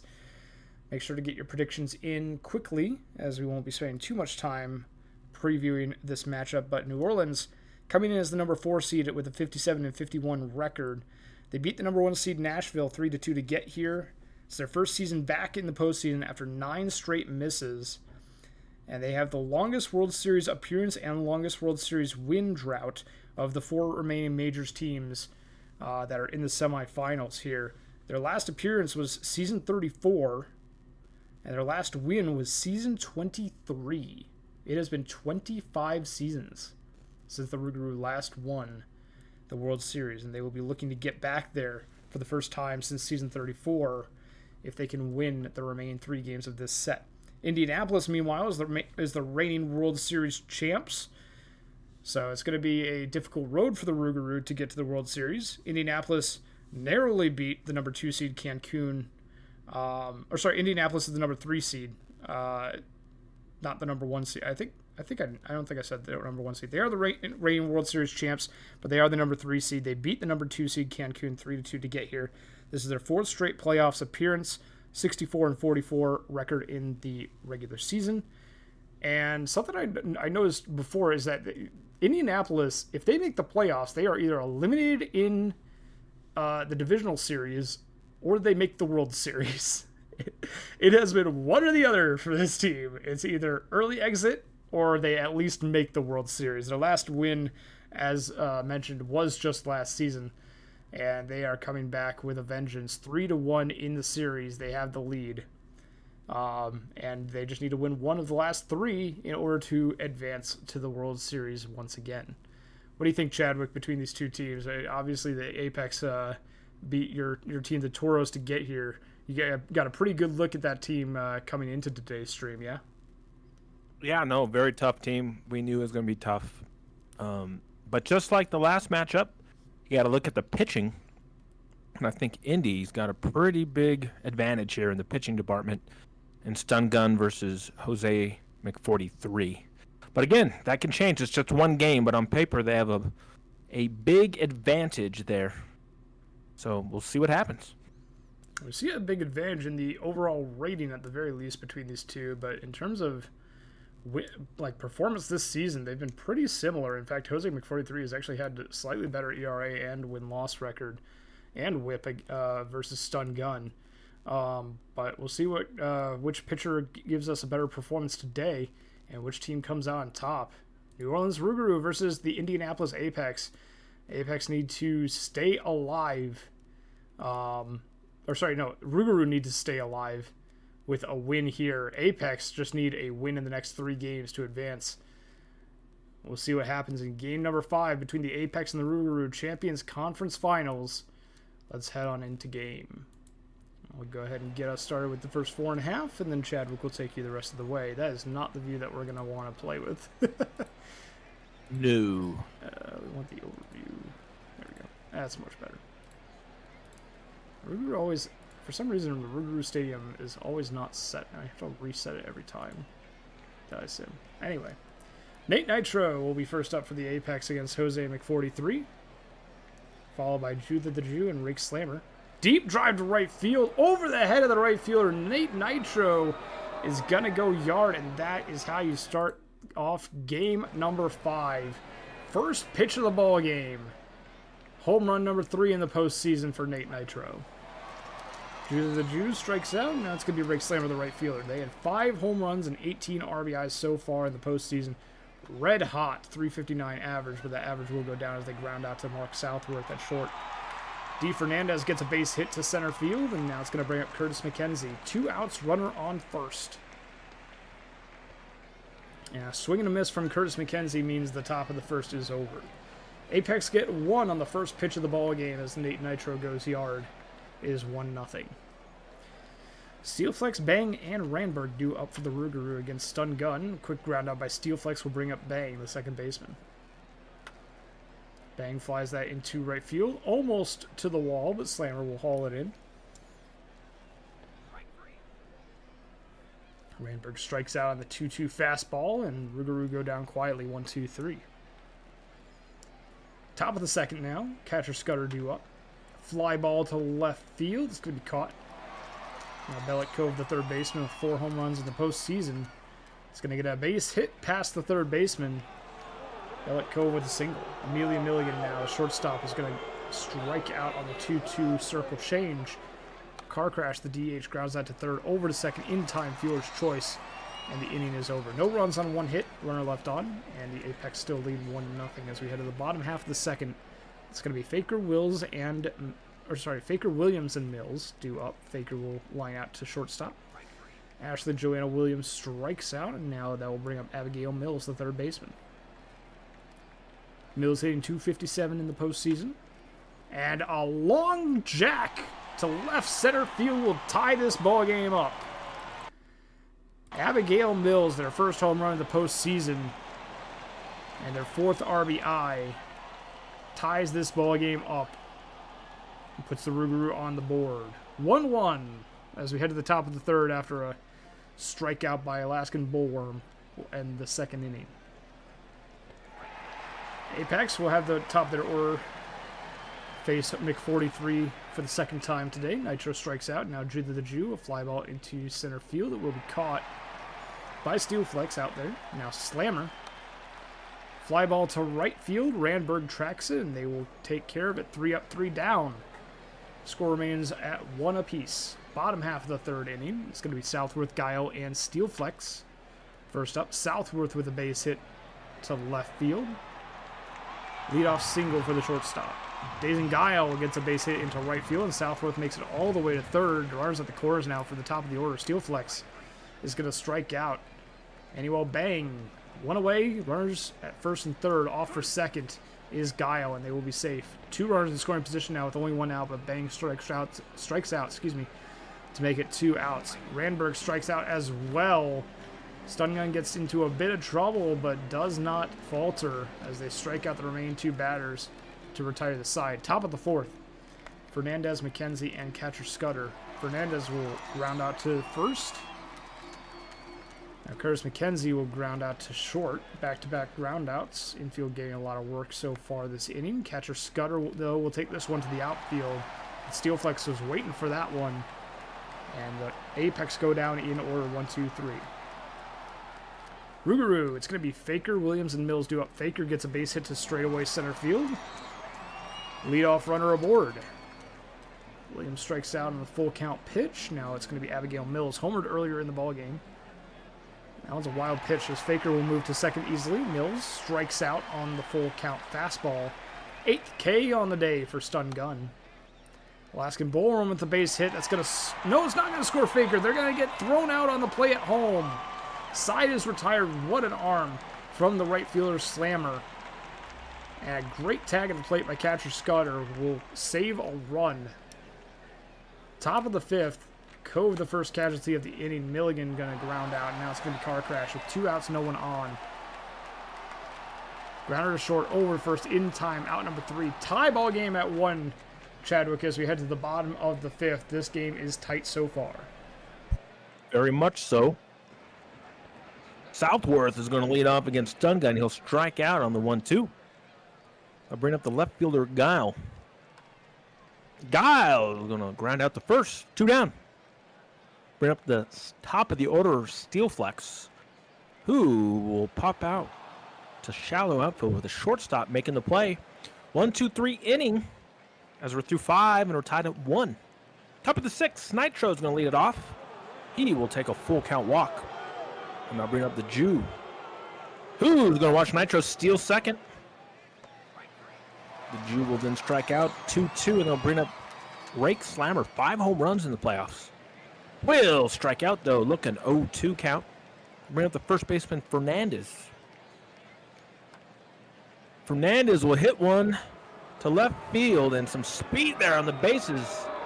Indy will take the 2-1 lead on the RBI single by Fernandez. McKenzie will step in. He will fly out the left. And Indy takes the lead. Bain will lead off against Stun Gun here. And Bain is going to Bain one to center for the first out. Randberg, right fielder, steps in. Will ground out 6-3. It's 2 down. Faker will hit one down the line for a double. 2-out double for Faker, and they'll bring up Ash Williams, who will strike out on the full count. And we're through 6, where Indy leads 2-1. The catcher Scud leaving it off against Anchovy here. And he's going to get a base hit to lead us off. Cove, who's on fire. Will stay on fire with a base hit. Runner will go first to third. They're cornered for Milligan. Milligan will get a base hit. 1 runs in. First to third again. So it's 3-1. They're cornered again for car crash. Who will strike out? So the first out of the inning. Nitro will now step in. And he'll hit one deep. Touchable. Nate Nitro. A 3-run blast, which will give Indy a commanding 6-1 lead. New pitcher in, Samity, versus the Jew, who's going to hit one deep. Touchable, the Jew. Indianapolis is exploding here. 7-1 now. Rake Slammer. Will it be back to back to back? No. 1-2 count. We'll strike him out. I'll be up to Fernandez, who will hit one to the right, and it's gone. Touchable. D. Fernandez. How about 3 home runs on the top of the 6th for Indy? Oh my goodness. McKenzie now steps in. And he'll ground out 6-3, but Indy scores 6 in the top of the 7th to make it 8-1. New Orleans needs to break out the bats and quickly. It'll be Mills versus Stun Gun. Mills will strike out on the 0-2 for the first out. They'll bring up Alaskan Bullworm. And Bullworm is going to hit one to right, and that'll be 2 down. And now the shortstop Southworth, who's in a cold streak. And Southworth will get out of that cold streak with a base hit up the middle. 2 outs for Guile, who's going to ground out to the pitcher. No, he's going to beat it out. Infield single. Steel Flex. Oh, almost a wild pitch. Runners will hold. Full count to Steel Flex, and he'll strike out. So a shutdown inning there after getting 6. Indy up 8-1 as we go to the top of the 8th. There'll be catcher Scud facing Samity still. He's going to strike out 0-2, and they'll bring up Cove, who's on fire. Cove is going to hit one deep, and it's gone. Touch 'em all. Belloc Cove. 9-1 now. Indy's just piling it on. Milligan, the shortstop now, will take the walk. 3-0 walk there. Bring up the DH car crash. Who's going to strike out? 2 down now. Top of the order, Nitro. He'll take a walk. Runners at first and second now for the Jew. Goat Tank's in the game. And the Jew will strike out. We'll go to the bottom of the 8th, where it's 9-1 Indy. Be Bain facing Ortiz. Bain's going to ground out 6-3 for the first out. Randberg steps in. He will hit one to center. It'll be caught. That's 2 down. Faker will hit one to center as well, and it's a 1-2-3 inning. All right, Indy up 8. I guess insurance is always nice. We'll see. They don't really need a whole lot of insurance, but Rake Slammer will slam one to right for the first out. D. Fernandez, who homered earlier, will ground out 4-3. Nice play on the grass. McKenzie, left fielder, steps in and will draw a full count walk. Catcher Scud will ground out to the pitcher, and we're to the bottom of the 9th. We're in. New Orleans needs 8 to tie, 10 to win. Or 9 to win. Sorry, I don't do math, do I? Jeez. Williams is going to fly out facing Ortiz. 1 down. Bullworm is going to... Mills flies out. Now it's Bullworm. Bullworm will hit one. Touch 'em all. Alaskan Bullworm. It's a consolation prize. Make it 9-2 with 2 outs. Southworth now will line out to first base. And Indianapolis rushes the field as they win the series. And they're on to the World Series for the 2nd straight year. Congratulations, Indy. And I guess congrats on a good season, New Orleans, making it this far. There is your box score. Nitro, right, driving in 4 at the top of the order there. 3-run home run, the big thing. Mills and Bullworm getting RBIs for Alaska in a losing effort. Stun Gun's going to be your winning pitcher, going 7 innings, scattering 8 hits, giving up just 1 run with 12 Ks. 43 is going to take the loss. 5 2/3, 2 runs, not terrible. Nate Nitro, your player of the game. And we are now, let's see, series MVP is Cove. Good catch there. Who is hitting 462 on the playoffs. So very key. So there we go. The Major League World Series is set. It will be Providence versus Indy, as both of these series have been closed out. And now we're going to turn for the rest of the night our eyes towards the minor leagues. Yes, indeed. I'm going to update the crawler real quick here. And then we should be all set. There we go. Okay. I'm curious about if this has ever been... I don't think this would ever have been a... No, this will be the first time that the Apex and the Crabs are matching up in the World Series. All right, that's cool. So a brand new matchup. Yeah. And both of them have made it to the World Series 3 times since the Legends Champions split, but they have faced very different opponents. each time. So brand new matchup for the World Series on Saturday, which will be a fun one for the 7-game stream. For those of you who might be new, the World Series streams, we stream every single game of them, so we won't be quick simming any of them. So you'll be able to see game 1 all the way through, if there is one, a game 7. And we will be seeing those Saturday night. Give you the teaser now before we continue on, since some Majors teams might just check out. But Majors World Series will be July 20th, this Saturday at 6 p.m. Eastern Time. Moosey and Don Marcus will be bringing that to you live. So once again, that is 6 p.m. Eastern Time this Saturday, July 20th.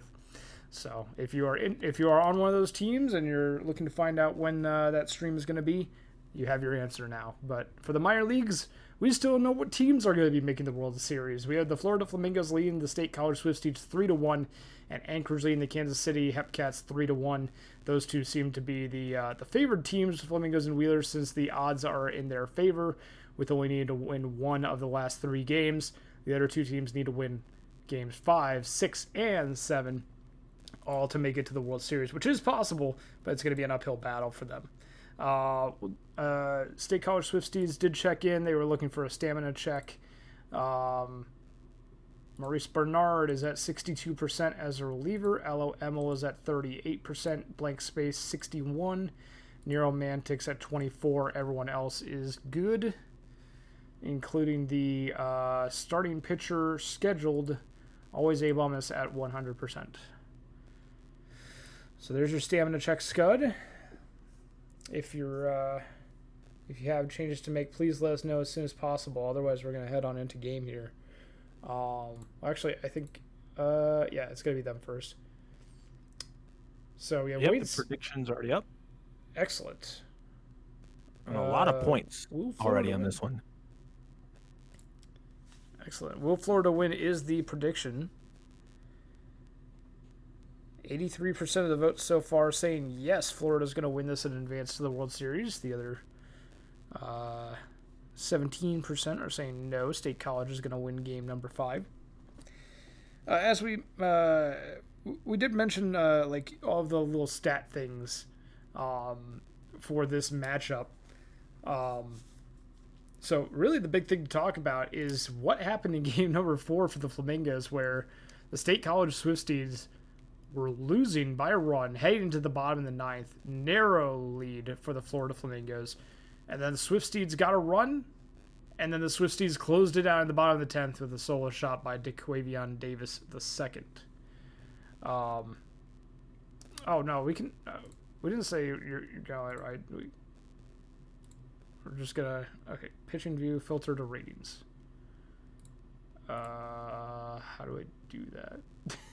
I don't know how to do that. It's not that. View pitching ratings, I assume. There it is. There we go.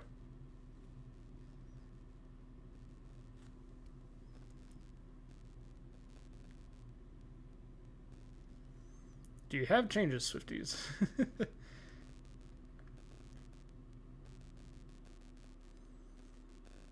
But yeah, Swifties. Okay, view all good. Wait, what? Oh, all good. Okay, cool. All right. So as we were saying, State College Swifties were down a run, got a run when they needed to in the bottom of the 9th. So walked it off in the bottom of the 10th with a solo shot by DeQuavion Davis II. And so the Flamingos had a good game. They just couldn't really close it out. And Chadwick, do you think they'll be able to learn from their mistakes in the previous game and settle down the Swifties in the late innings, or do you think the Swifties have more magic in them? Yeah, you never know. But in our bet here, our prediction, the public is going heavy Flamingos, so it's bulletin board material for the Swifties. Yeah, absolutely. Something to Swifties looking to defy the odds of the predictions. Use that as motivation. All right. I think we're ready to get on into game. I think we've given chat plenty of time for the prediction. 11 people have voted, so you ready to get things started, Chadwick? I think you're taking us through the first half. My turn All to right. start us off. So let's get rolling here. It'll be Bummus versus Williams Jr. Let's get going. Pitching wise, As soon as we and fix this. that'd be quite the view. Let's do that. No, we're not doing that. No? Okay. And Bummus will be on the mound facing off against leadoff hitter Becker.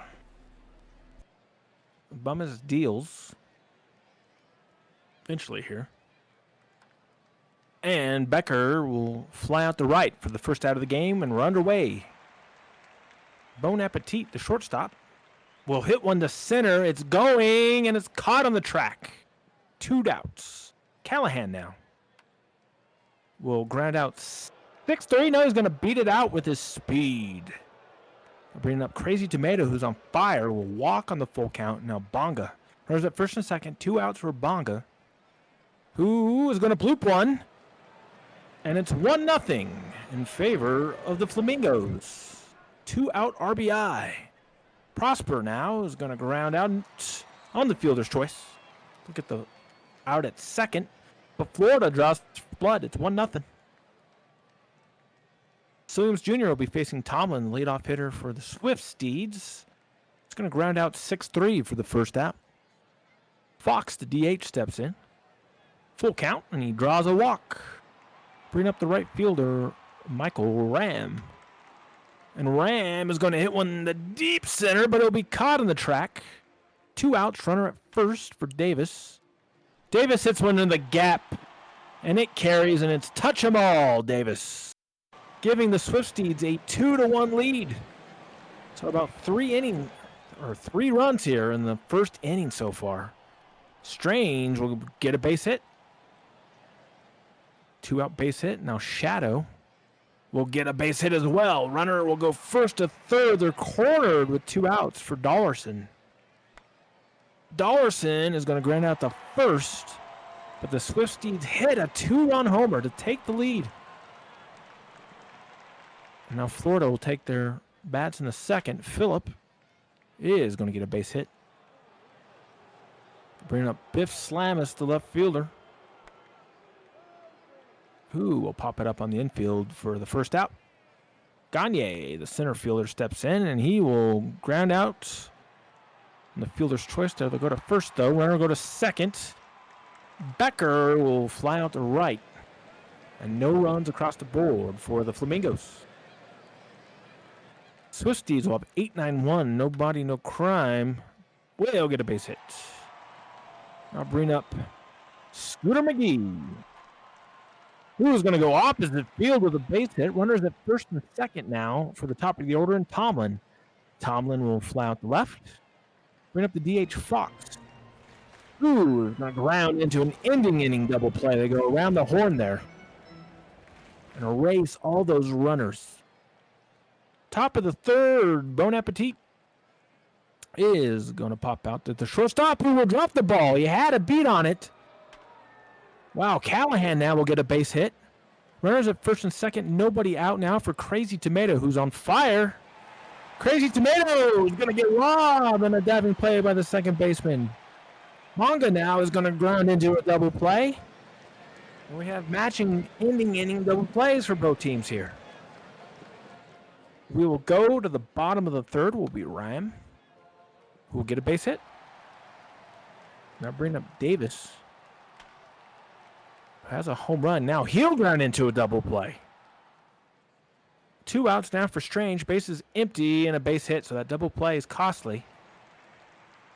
Shadow now will hit one on a base hit. He'll get it. He'll drop down in front of the center field. The runners at first and second. 2 outs for Dollarson, who is going to ground out on the fielder's choice. Remains 2-1 in favor of the Swift Steeds. Prosper will lead it off here, and he'll get a base hit. So a lot of hits so far. Look at that. Just a hit party. Phillip now will hit it to deep left field, and it's gone. Touch 'em all. Pierre Phillip And it's 3-2 in favor of Florida, just like that. Biff Slamus will strike out. Gagne, center fielder. One out, nobody on. Will ground out 6-3. That's 2 away. Leadoff hitter Becker. Will hit one to right field. 2 out single.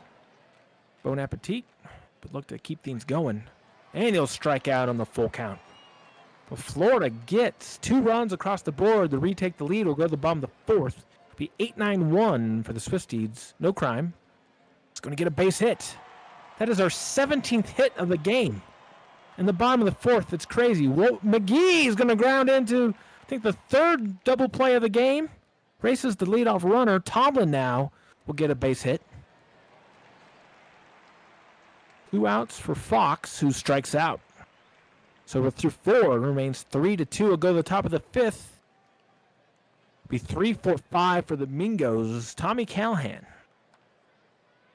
will hit one to right field, 1 away.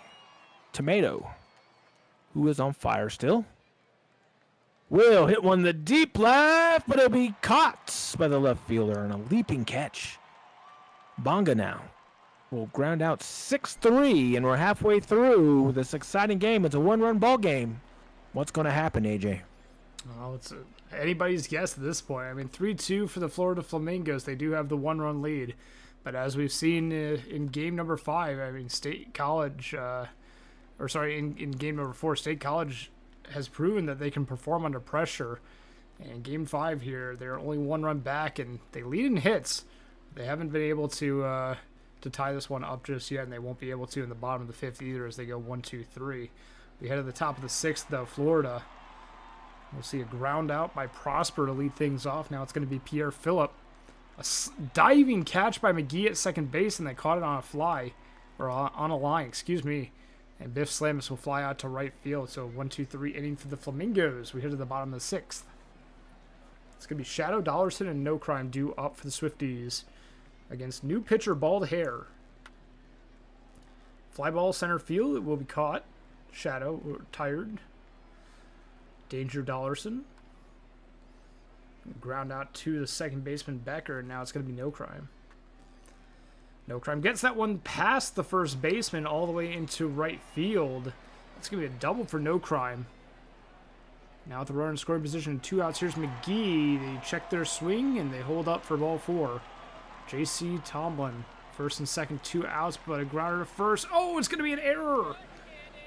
Bases loaded. Everyone's safe. Jackson Fox, 2 outs. Oh, but they strike out. State College load the bases, and Flamingos commit an error, but Swifties cannot capitalize on it. And through 6 innings, Florida still leads by a run. Gagne on board with a leadoff single. And now a toss to the first is wide. Runner advances to second. Now Becker is going to fly out to right. It's going to be deep enough, though, to advance Gagne to third. Napetit, pop fly, foul territory, caught by Davis, and now it's going to be Callahan. Runner on third, 2 outs, wild pitch. That one's going to get away from No Crime. 4-2 in favor of Florida. Callahan gets on board on the infield single, no play. Dollarson unable to make the throw. Tomato the second on board with a base hit, advancing over Callahan. Now Bonga, first and second, 2 outs, will strike out, and that will end the inning. Florida expands their lead. It's a 2-run ball game now. It's time for the stretch as we head to the bottom of the 7th. Ram, Davis, and Strange due up for the Swifties. They need to get some runs here. Ground out to Bald Hair for the first out of the inning. Now Davis the second. Scorcher down the third base line past the third baseman, Phillip. Davis is going to be in safely with a double. Now Stephen Strange with a runner in scoring position and 1 out against Rental Trade, the new pitcher. Base hit for Strange. That's going to bring home a run. RBI single. State College draws within 1 run yet again. Ethan Shadow, grounder to second, over to first in time for out number 2. Strange advances to second. Dollarson with a runner in scoring position and 2 outs will ground out to end the inning. We head to the top of the 8th. Florida leads by 1. It's going to be Prosper, Phillip, and Slamus due up. A fly ball by Prosper deep, but not to the track. They will be retired. Ram gets the grab on that one. Phillip grounds out to short, and now it's going to be Slamus. Fly ball left. Easy catch for Tomlin. 1, 2, 3. Go the Flamingos. We head to the bottom of the 8th. Swifties have No Crime McGee, and then the top of the order due up. Fly ball left. That'll be a catch. 1 away. Here's Scooter McGee. Base hit up the middle. Scooter McGee on board. We have a single from the second baseman, and now the leadoff hitter, J.C. Tomlin, back up again. Base hit to right. Back-to-back singles. It's now first and third. Jackson Fox has a chance here. 1 out. Grounder to second, over to first. The runner made it to second, though. Now we have 2 runners in scoring position for Ram with 2 outs. Ransom Jones enters the ballgame and strikes out Ram on the circle change. Side is retired. Florida leads 4-3. We head to the top of the 9th to see if they can extend their lead. Make it a bit harder on the Swift Steeds here. Gagne will draw a walk against Gabriel Priest. Against a different pitcher who gets pulled for Gabriel Priest, who then induces a double play from Becker, and then Napatit strikes out. Priest gets the job done in the top of the 9th. We head to the bottom of the 9th to see if Ransom Jones can do the same for the Flamingos. Last chance for the Swift Steeds. They need a run here to stay alive in season 48. Davis strikes out. Here's Strange. 1 away, no one on. Strange strikes out. Back-to-back Ks for Ransom Jones. It all comes down to Ethan Shadow. They need to get on board. Fly ball.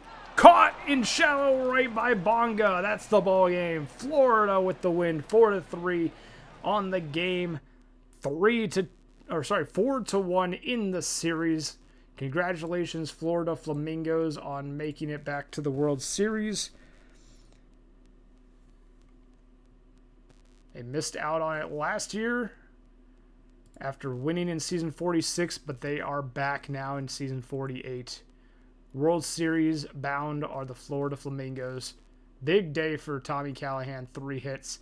Crazy Tomato, the second, will be the series MVP. And in the final game of the set, Silliams Jr. gets the win. Bummus the loss. Save goes to Ransom Jones, and Pierre Phillip will be your player of the game. Congratulations, Flamingos, on making it to Saturday's World Series.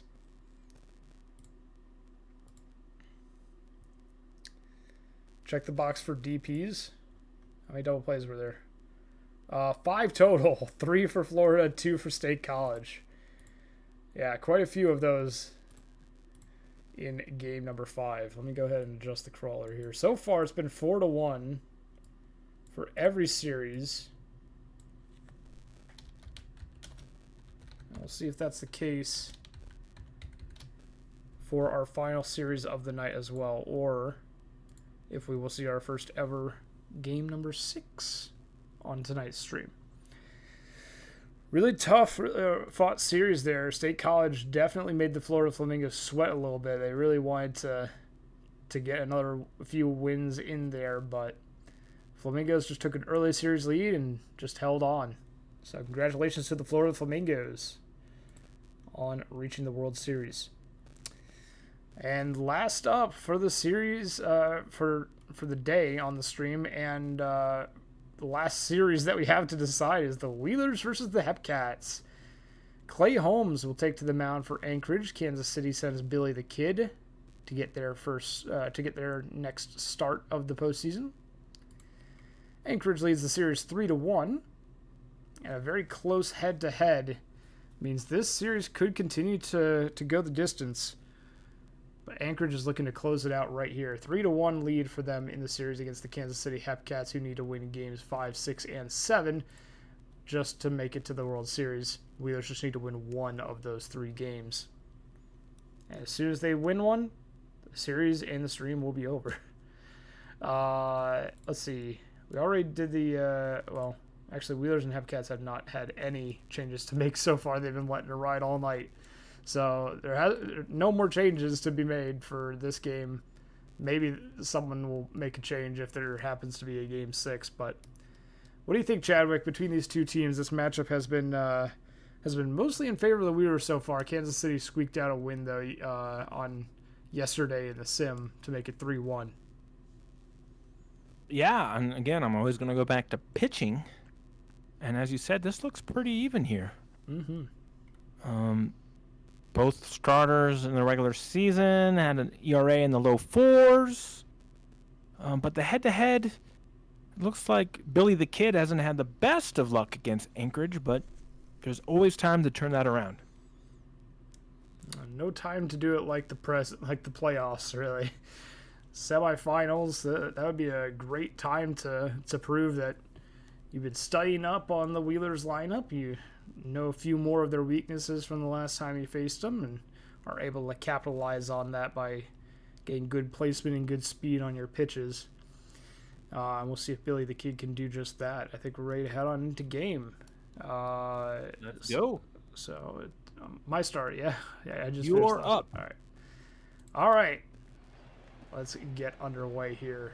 In Kansas City, Hepcats, the home team, are hosting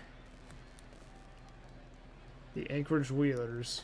And the home crowd is really hoping to see a game win here and hoping that their team is on a flight for Anchorage, Alaska tonight after the game.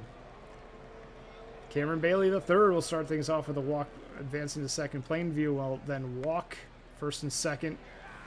But a 6-4-3 double play grounded into by Giannoulis will put the first 2 outs of the ball game on the board. And AB-43 will pop out to Crawford at third base. 2 walks in the inning, but no one scores. We head to the bottom of the first. It's going to be Teggy, Ems, and Judge due up for the Hepcats. Clay Holmes on the mound. First batter they face is going to be a walk as Teggy gets on board on 5 pitches. Ems will fly out to right. Trantow actually made the catch there, the center fielder, and Teggy gets picked off. Judge gets a base hit, so now it's 2 outs, runner on first for Cow. Not often does the pick-off attempt work in the OOTP sim, but we saw it right there. Cow gets on board with a single, and now it's first and second for Walker. Base hit to left. Bases are full of Hepcats for Reggie Crawford, the third baseman. And a wild pitch is going to bring home the first run of the ball game. Judge will score. Cow and Walker advance. Crawford still in the box. 1-2 pitch is flied out to center field. And the Hepcats get a run on the wild pitch. After 3 hits, we head to the top of the second. EVC will get on board with an infield single as the throw to first was late. They beat it out. Now Trantow gets on board with a single. Back-to-back singles for the Wheelers. Puts runners at the corners with no one out. Trantow steals second, and now Hartman grounds it back to the pitcher for out number 1. Manny Alou. Fly ball, left center field. It's going to be caught. Will it be deep enough? It looks like it might be safe at the plate. Von Caliente will score. Trantow stays at second base, but this game is tied at 1. Stanley Danks strikes out, and that will end the inning. Wheelers even up the score, 1 apiece. Hepcats send Berlina to the plate, followed by Hidari and Thompson. Berlina grounds out. Now it's going to be Hidari. Fly ball, right field. It will be caught by the right fielder, Bailey the third. Now it's Jazzy Thompson, the second baseman. Base hit for Thompson. 2-out single, and they have a runner aboard. Nolan Teggy. Off for second is Thompson. Safe with the stolen base, their third of the postseason. And then launched into left. Nolan Teggy will go yard. That's another bunt gone bad as 2-run homer for Nolan Teggy makes it a 3-1 ball game in favor of the Hepcats. Goran Ems will strike out, and that's going to end the inning. 3-1 in favor of Kansas City as we head to the top of the third. We are not doing the World Series. The stream of the World Series will be on Saturday, Ewok. Both the Majors and the Minors World Series will be fully broadcast with 7 stream games this Saturday. It will be Providence versus Indianapolis and Florida versus somebody. The winner of this series will advance to face Florida in the World Series this Saturday. Fielder's choice grounded into by Giannoulis. Runner on first, 2 away. 43 gets on board with a single. And now it's going to be Von Caliente. First and second, 2 away. Ground out will end the inning. Anchorage does not score in the top of the third.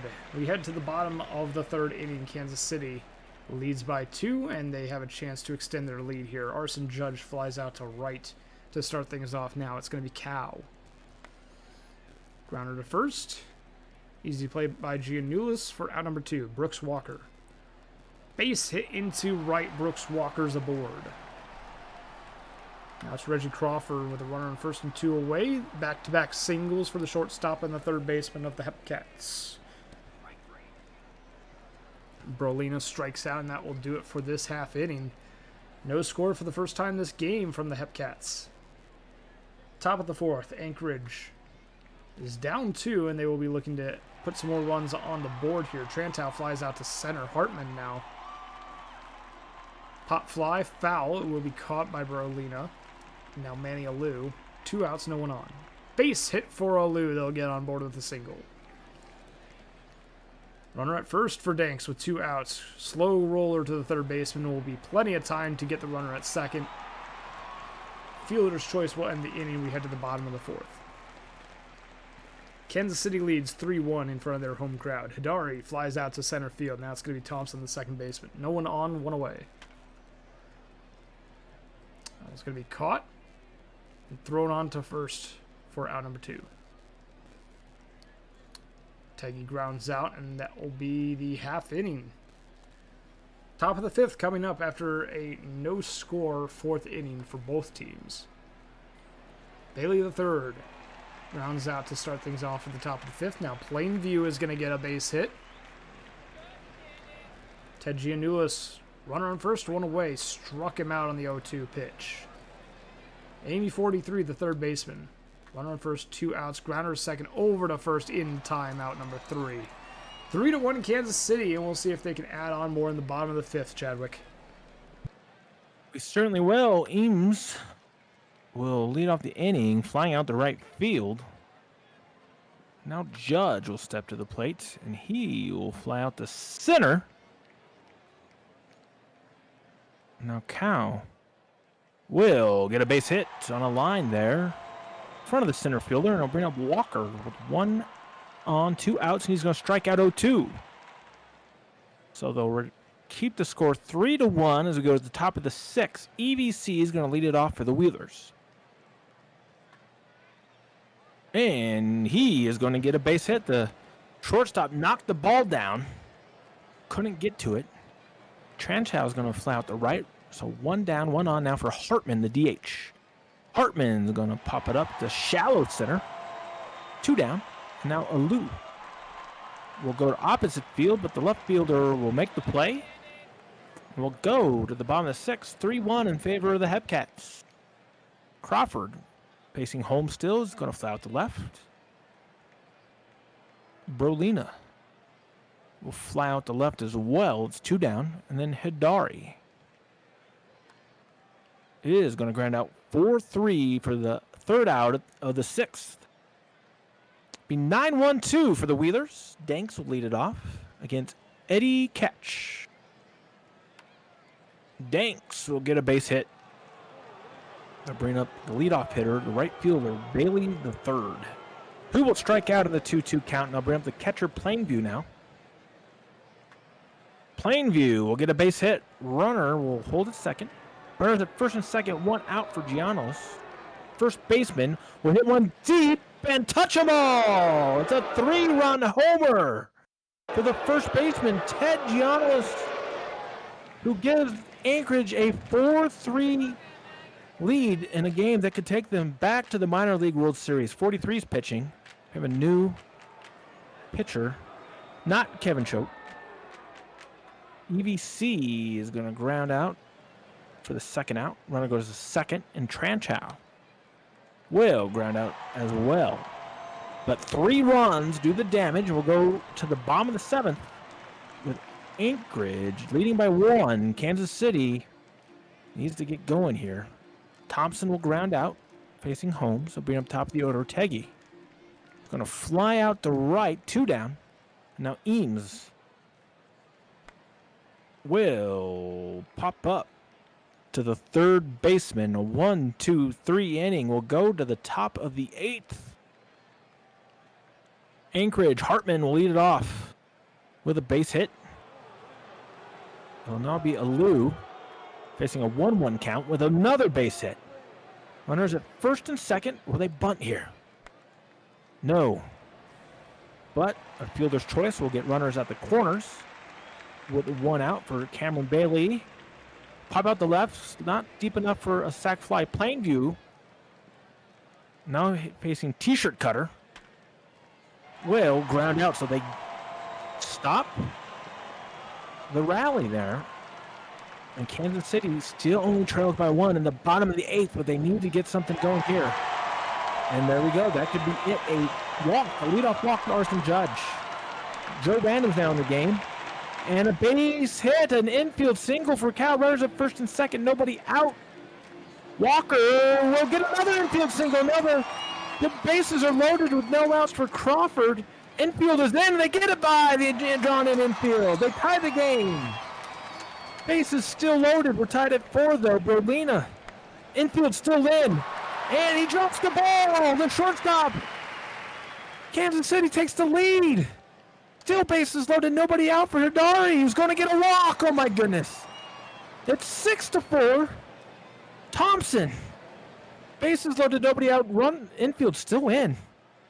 He's going to get a base hit. 1 run will score. They'll go station to station. It's 3 runs. No, 4 runs now.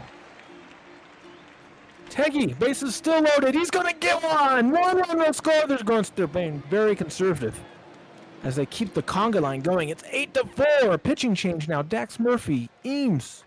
Infield still in. Base hit. Oh my goodness. They can't get... I've never seen anything like this. Judge, they batted around. Judge is going to be the first out in his second at bat in this inning. Cow will now get a base hit. 1 run will score. It's 9-4. This is unreal, folks. Walker, 2, 1 out. Full count. Oh my goodness. It was an infield bloop. What is going on? Crawford. All right, I think AJay did flip on the chaos mod in this inning. Crawford's going to strike out. Berlina now, bases loaded, 2 outs, and he's going to ground out. But Kansas City needed runs to keep this thing going. They got 8. Anchorage now needs 7 to tie this up. Giannis going to fly out for the first out of this inning against T-shirt cutter. It'll be now 43. It's going to pop out to center. And now EBC is the last hope. EBC hits 1 to center. It'll be caught.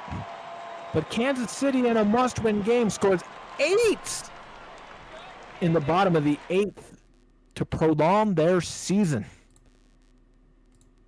Oh my goodness. I am in shock. That was wild. Absolutely wild. Kansas City, everybody got a hit except for Hidari, unfortunately. But how about a couple 4-hit games there in the middle of the order? Wow. Let's take a look at the pitching here. Holmes for Anchorage is going to get a no decision, as well as Billy the Kid. T-shirt cutter is going to get the win out of the bullpen. Your loss is going to go to Joe Random. Player of the game, Nolan Teggy. And we will have a game 6. That we will. I'm going to update the crawler real quick. Kansas City is not going down quietly, as they have won games 4 and 5 now, forcing a game number 6. Uh-oh. And we have an intruder in the booth. oh, is Enoch here? Good. I was about to call out for you. What's up, Enoch? What's up? All right. So we're going to advance the day. Schedule is showing. All right.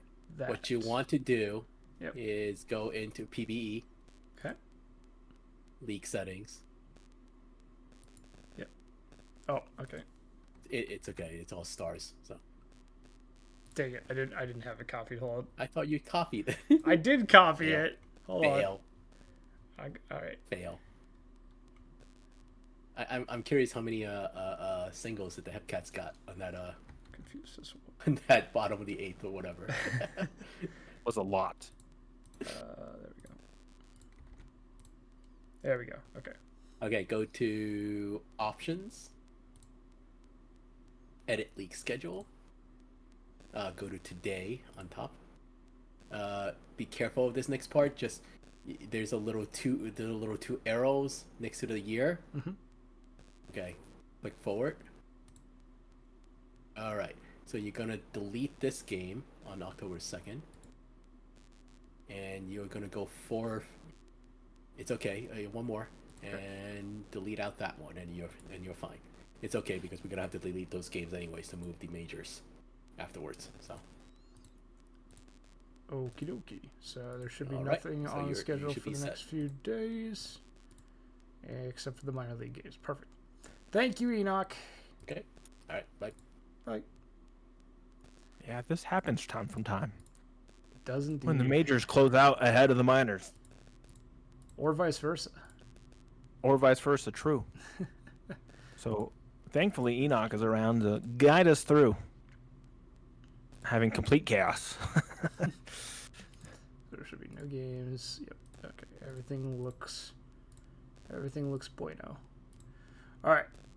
So Hepcats and Wheelers, if you have changes to make, please let us know as soon as possible in the playoff server. I don't think there will be, considering that neither of you have actually given any changes the entire night so far. Oh yeah, Enoch was curious about the single. I guess we can go back while we're waiting for possibility.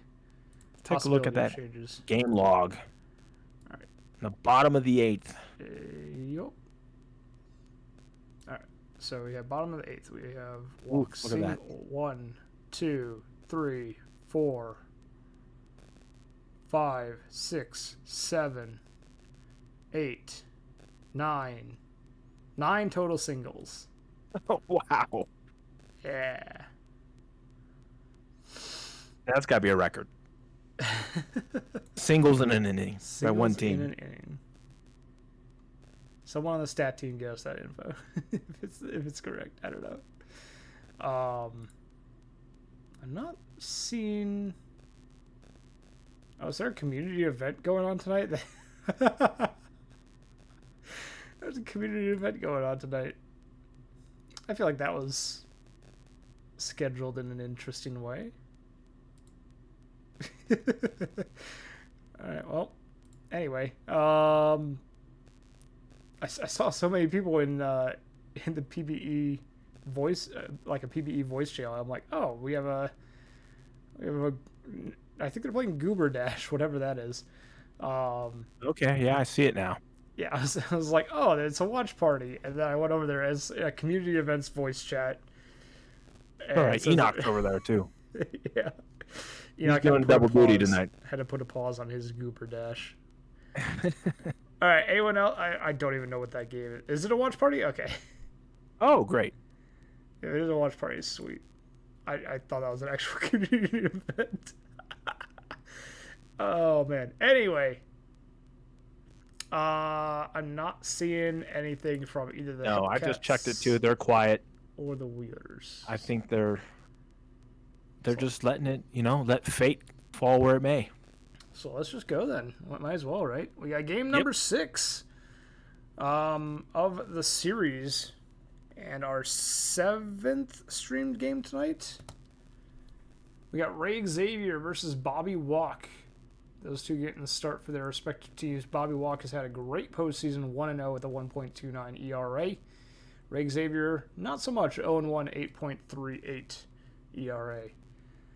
Anchorage leads the series 3-2. So if Bobby Walk can put up another performance like he's been doing so far in the postseason, it could be in favor of the Wheelers here, as Hepcat's offense might have a little bit of issues against a performance like that. But Bobby Walk does not fare well against Kansas City, as you can see in that bottom right there, 0-3 with a 15 ERA. Ray Xavier doesn't do too well against Anchorage either, 0-2 with a 6.89. What do you think here, Chadwick? I mean, the pitching seems to be not so great on either side against the opposing teams. So your main talking point there is yeah, interesting. It is. But yeah, I mean, I guess the overall is pretty heavy for Xavier, but again, it's hard to tell without looking at the builds, right? Those kind of can go off based off the build bias. But yeah, we're pretty familiar with these teams now because they've been the longest series. Everybody else is closed out, so we've been having a good look at these two sides. Yeah, we only saw one game for each major series. We saw 2 for the State College and Florida series. And this is now game number 3 that we're watching of this series. And there might even be a 4th one if Kansas City can win game number 6 and force a game number 7. Yep, and we do have the prediction, so get it in. But here, before we start, who wins, Kansas City or Anchorage? And it's about 60-40 in favor of Anchorage right now. So get your bets in, and we'll be firing off this game in mere seconds. I have not earned channel points in a long time, and I don't know why. Uh-oh. I can't bet on this because I have 0 channel points. I don't know. Something's up with that because I've been watching the stream on my phone for the entire stream so far, 2.5 hours, and I haven't gotten any. Something might be borked with the channel points. I don't know. I don't know who's in charge of that, but I don't know. Is everyone else earning channel points? Is what I seem to be, but it's hard to tell. Is what because of the your stream on your phone? It's on chat only, so maybe that's why. Because I don't want to be taking resources from the stream. Okay. Alrighty, it's just me then. As long as everyone else is already, that's the important part. That's fine. I don't care if I earn channel points, but as long as everyone else is, I just don't want it to be broken for everyone. Anyway, Teggy, Ems, and Judge due up for the Kansas City Hepcats. Due up first against Bobby Walk for the Anchorage Wheelers. Chadwick, you ready to get things started for us? Let's go. All right, take it away. All right, Bobby Walk is on the mound here. Be facing Teggy, the center fielder. It's a 1-0 count. Pitch comes in. He's going to ground out 4-3. Now bringing up Eames, the right fielder, who will hit one to the left for the second out. And I'll bring up Arson Judge, who's going to hammer one to the left, but it will be caught. And it's a 1-2-3 inning for Bobby Walk. The Wheelers will now step to the plate, facing Ray Xavier. Cameron Bailey III will strike out on the 1-2. Bring up the catcher Plainview, hitting .381 in the playoffs. He's going to strike out on the 2-2, and I'll bring up Giannis. Left-hander will have a full count, and he's going to ground out to third. So we're hitless and scoreless through one inning. Top of the second be the cleanup hitter. Cow is going to hit a slow roller for an infield single. Walker now will get a base hit. Runner will stop at second. Runners at first and second. No outs for Crawford, and Crawford will walk. So Bobby Walk walks Crawford. Now Berlina, bases loaded, nobody out. And he'll strike out on the 2-2. Hadari, the DH, will hit one to the left. It should be deep enough for a sac fly, and the throw will be late. 1-0 Kansas City. Thompson now, runners at first and second, 2 outs. He'll get a base hit. They'll send the runner. The throw's in, and he's safe. 2-0 Kansas City. Teggy now will pop it up on the infield. Will be caught by the second baseman, but Kansas City, in another must-win game, scores 2 runs to take the lead. Anchorage will have 43 leading it off. He'll strike out on the 1-2. Or Amy, sorry. Amy 43 will strike out. EVC, second baseman, is going to ground out the short, but beat it out. Big-time speed there. Trantow now the center fielder will draw a walk. So there's runners at first and second. 1 out for Hartman, who's going to bloop one over the first baseman's head, and the bases will be loaded with 1 out for Alou, who's going to take a walk, and they're on the board. It's 2-1. Alou draws the walk. That'll bring up the shortstop, Danks. Bases loaded, 1 out. Dank swings, and he gets it under the glove of the shortstop, and we're tied at 2 now. Base is still loaded, top of the order. Cameron Bailey is going to get one down the line. What happened? All the runners stopped. That was crazy. Runners at the base is still loaded for Plainview, who's going to ground into a fielder's choice. A run will score. Second out of the inning. They're cornered now for Giannis, who is going to bloop one to the right, but it will be cut. But they score 4 runs, answering the 2 in the top of the second. And we're getting all kinds of stuff going on here. Ems is going to fly out the right. A diving catch by Bailey. Judge will get one under the glove of the shortstop. 1 out, 1 on for Cow. Who will ground? No. They don't even get an out. There's an error there. Runners at first and second. 1 out for Walker, who will ground into the fielder's choice. We got the runner at second. They're cornered now for Crawford. Crawford swings, pops it up. Third baseman catches it. It's a scoreless inning for Walk after giving up 2 in the last inning. Anchorage will now lead this off with Amy 43, the cleanup hitter, in fire. Hits one to left for the first out. EVC will draw a walk. EVC can run, so let's see if they send him. Trantow. Nope. Will go into the fielder's choice. They'll get the lead runner, Hartman. But Trantow will steal second. Hartman now, 2 outs, runner at second. He'll pop it up on the infield. He'll be caught by the second baseman, and we remain 4-2 in favor of Anchorage as we go to the top of the 4th. Bolina hits one to center. It'll be caught for the first out. Matsu Hidari, the DH, will hit one to right. That'll be flagged down for the second out of the inning. And now Thompson, the second baseman, who is on fire, will ground out 4-3. We go to the bottom of the 4th where Anchorage will be looking for more runs that get them into the World Series. Alou will strike out on the 1-2. Danks, the shortstop, 9-hitter is next. And Danks will get a base hit to center. Bring up Cameron Bailey, the third, who swings and will ground out to the fielder's choice. They'll get the runner at second. 2 out, 1 on for Plainview. Plainview will fly out to center. And through 4 innings, it's 4-2 in favor of the Wheelers. Teggy will lead it off here. Walk still on the mound. Teggy hits one to right. Is it gone? No! Caught at the wall. Eames will ground out 4-3. And now Arson Judge will hit one to center, but it'll be caught. And we'll hand it over to AJay to see who will win this game 6.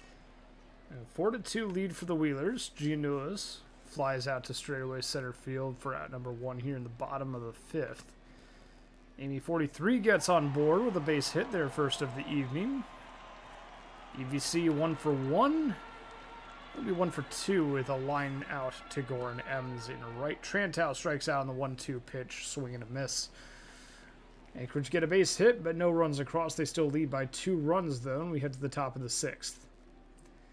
Hepcats have Cow, Walker, and Crawford due up. Cow is going to ground out to Danks at short. Brooks Walker, the shortstop.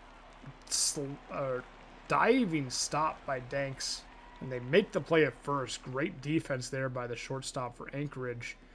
And a deep fly out to right center field by Reggie Crawford will retire the side as the Hepcats go 1-2-3 in the 6th. Hartman, Alou, and Danks due up for the Wheelers here in the bottom half of the inning. Hartman on board with a single. Their postseason average increasing to 478. Manny Alou, fly ball to right center, and Teggy will take care of it. Stanley Danks now with a runner on first and 1 away will swing and a miss at the 2-2 changeup to make it 2 away now. Bailey III got struck out on the changeup as well. Size retired as W.D. Jecker finishes off the inning strong. We're through 6 innings and Anchorage still maintains their 2-run lead. Brolina flies out to right for the Hepcats start of the 7th. Hidari flies out to center, and now it's going to be Thompson. Will we see a fly out to the left to complete the trilogy? No, we will not. A fly out to right will finish it off. Outfielders getting some work in here in the top of the 7th as Kansas City goes down 1-2-3. Anchorage looking to add to their lead. In the bottom half of the 7th here after the stretch. Plainview, the first casualty of the inning. Giannoulis will strike out in the 1-2 pitch. And that'll bring up Amy 43, the third baseman. Hot hitter right now, 3 home runs and 8 RBIs in the postseason. He'll draw a walk for this at-bat. Now Von Caliente launches that into right, but it's not going to be quite far enough to make the track. That will be the inning. 4-2, all runs scored in the 2nd so far. Nothing scored since then. Top of the 8th. Teggy will ground out. Now it's going to be M's. 1 away, no one on board. M's going to ground out to 2nd, and now it's going to be Arson Judge. Line drive into left, and Alou will make the catch. Nothing across for Kansas City, and we head to the bottom of the 8th. Hepcats will need to score 2 in the top of the 9th to stay alive. They're really leaving it all to the late hours of the game. Late minutes, rather. Trantow and Hartman, the first 2 outs of the inning. Alou, though, beats out the infield single. Now Danks will face new pitcher Thorne Belfour. Alou will advance on the walk from Danks, and now it's Bailey the third. Slow roller to short, over to first. Barely in time. Good play by Walker. The 8th inning is done. Last chance for Kansas City. They need 2 runs here in the top of the 9th. Cal, first up. Base hit. And they have a runner on board. Tying run comes to the plate in Brooks Walker. New pitcher is Joe Random. Line drive to left field. That one's going to be gone. Brooks Walker with a 2-run homer. Tying the ball game up at the top of the 9th.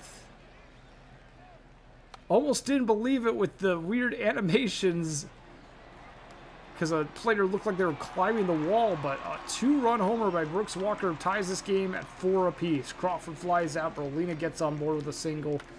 Now it's going to be Hidari. Deep drive to right center field. Hepcats take the lead. 2-run bomb for Hidari, the DH.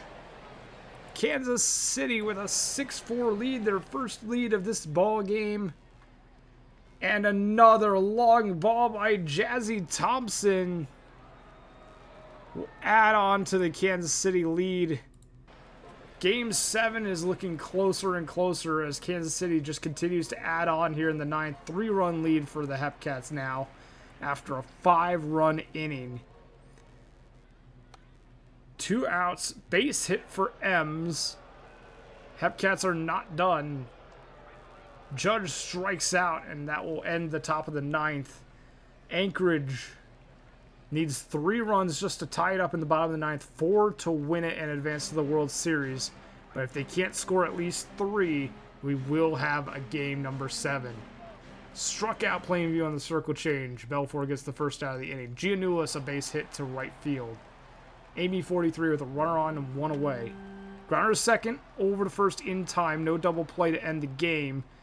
But 2 outs. Von Caliente, a runner scoring position. 2 outs. Grounder to shortstop. This will be it. The Hepcats win it 7-4. And they force a deciding game 7 in the semifinals. What a ball game and what a finish for the Kansas City Hepcats. 5-run top of the 9th. This series is crazy. 3-0 lead for the Wheelers. Games 4, 5, and 6 now all go to the Hepcats. Reverse sweep possible if the Hepcats win 1 more game.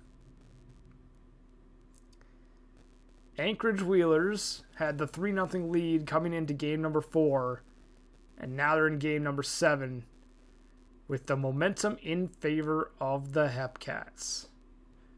Loss goes to Random on game 6. Belfour gets the win. Brooks Walker, your player of the game, with that 2-run bomb in the 9th. Game number 7 to be played in Anchorage. And we have nothing left to do except to watch it. As all other series have been decided at this point. And the only question left to answer is who wins Game 7 to advance and face the Florida Flamingos. Hepcats and Wheelers, if you have changes to make, let us know now. I'm guessing that there won't be. But in case you do have some changes, let us know as soon as possible in your playoff channels. I'm going through chat now because I missed all of this, but... yeah, Anchorage was up 3-0 in the series. Hepcats win the next 3. Yeah, and they've all been close, right? Except for the 8-inning, the bottom of the 8th explosion they had. Let's see here. Check the... Yeah, but just check the scores here. So we had a 12-3 win by the Wheelers, 7-5 win by the Wheelers, 7-1 win. Those were all really solid wins in favor of Anchorage. Close Game 4 by 1 run. And then we had the 11-4 victory by the Hepcats. Was that the 8 run? That was the 8-run 8th. And then just now, close game, but a 5-run 9th seals it. Where was that home run with 2 outs? Oh, this was 4. This was close until the 8th. What's up? And that was that the home run where we had the Spider-Man incident on the wall. Was that with 2 outs? No, that was with no outs, I think. No outs? Okay. I just couldn't remember. That was crazy. I've never seen. I thought he caught it too because he was like way up there. I'm like, whoa. No outs on the Walker 2-run bomb, and then Dari got a 1-out 2-run homer, and then a solo home run by Jazzy Thompson. That is the second time tonight we've had 3 home runs in an inning, right? We had one in the majors too. Yeah. Wow. So. Yeah, I say let's get to it. This has been exciting.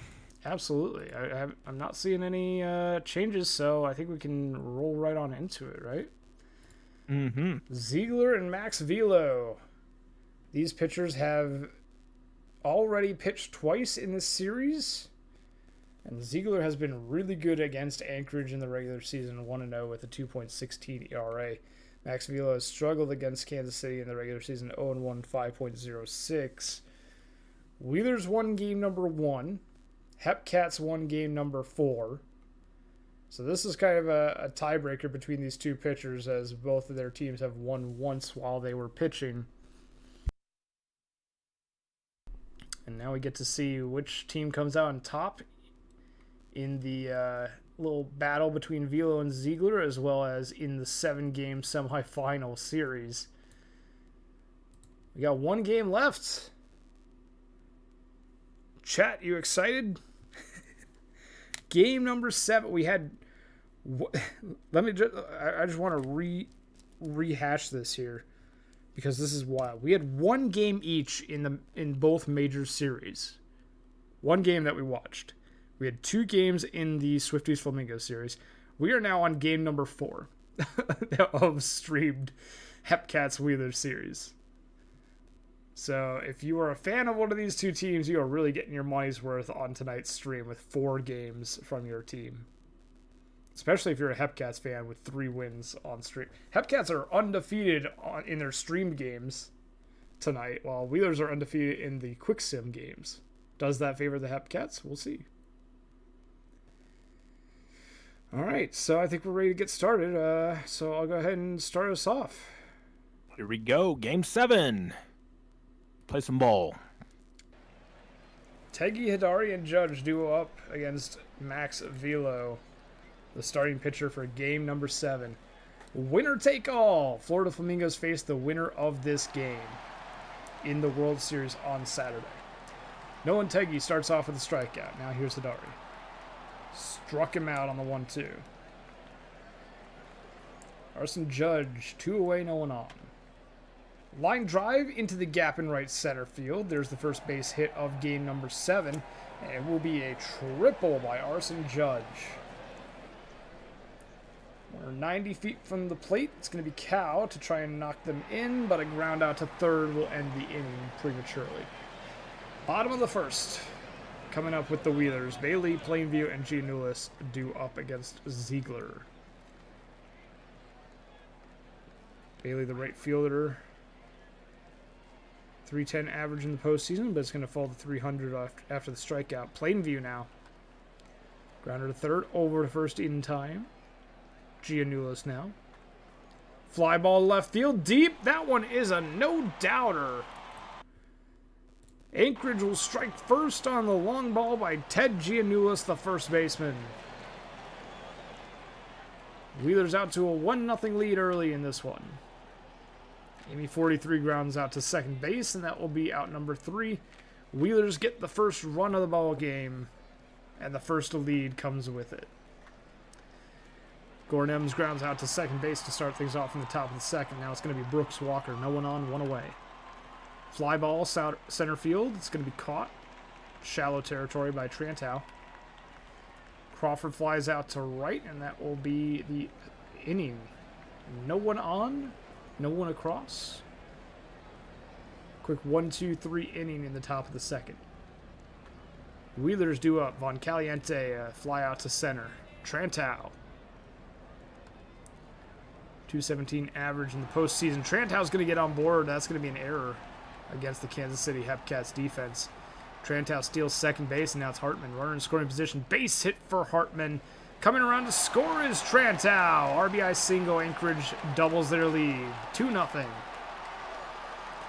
And Yalu with a little short hit right in front of the catcher. They get on to first base. It's going to be fielder's choice, but a fly out to center field by Danks. That'll be out number 3. Anchorage gets another run. They lead 2-0. Top of the third, Brolina grounds out to third. Now it's going to be Nolan Windsor Jr. No one on, one away. Grounder to second, on to first, in time, out number 2. Teggy faces Velo now. Teggy a fly out to center field, and 1-2-3 they go. Hepcats only one hit through 3 innings. And Anchorage still leads 2-0 as we head to the bottom of the third. Bailey, Plainview, and Giannoulis, the top of the order, due up. Bailey gets on board with a single. Daniel Plainview, the catcher, grounds to third. Over to second in time for one. Over to first in time for the other. 5-4-3 double play. 2 away. And Giannoulis lines out to right for out number 3. No one across. Anchorage does not score for the first time in this game. Top of the fourth. Deep drive by Hidari. Hidari's going to go yard.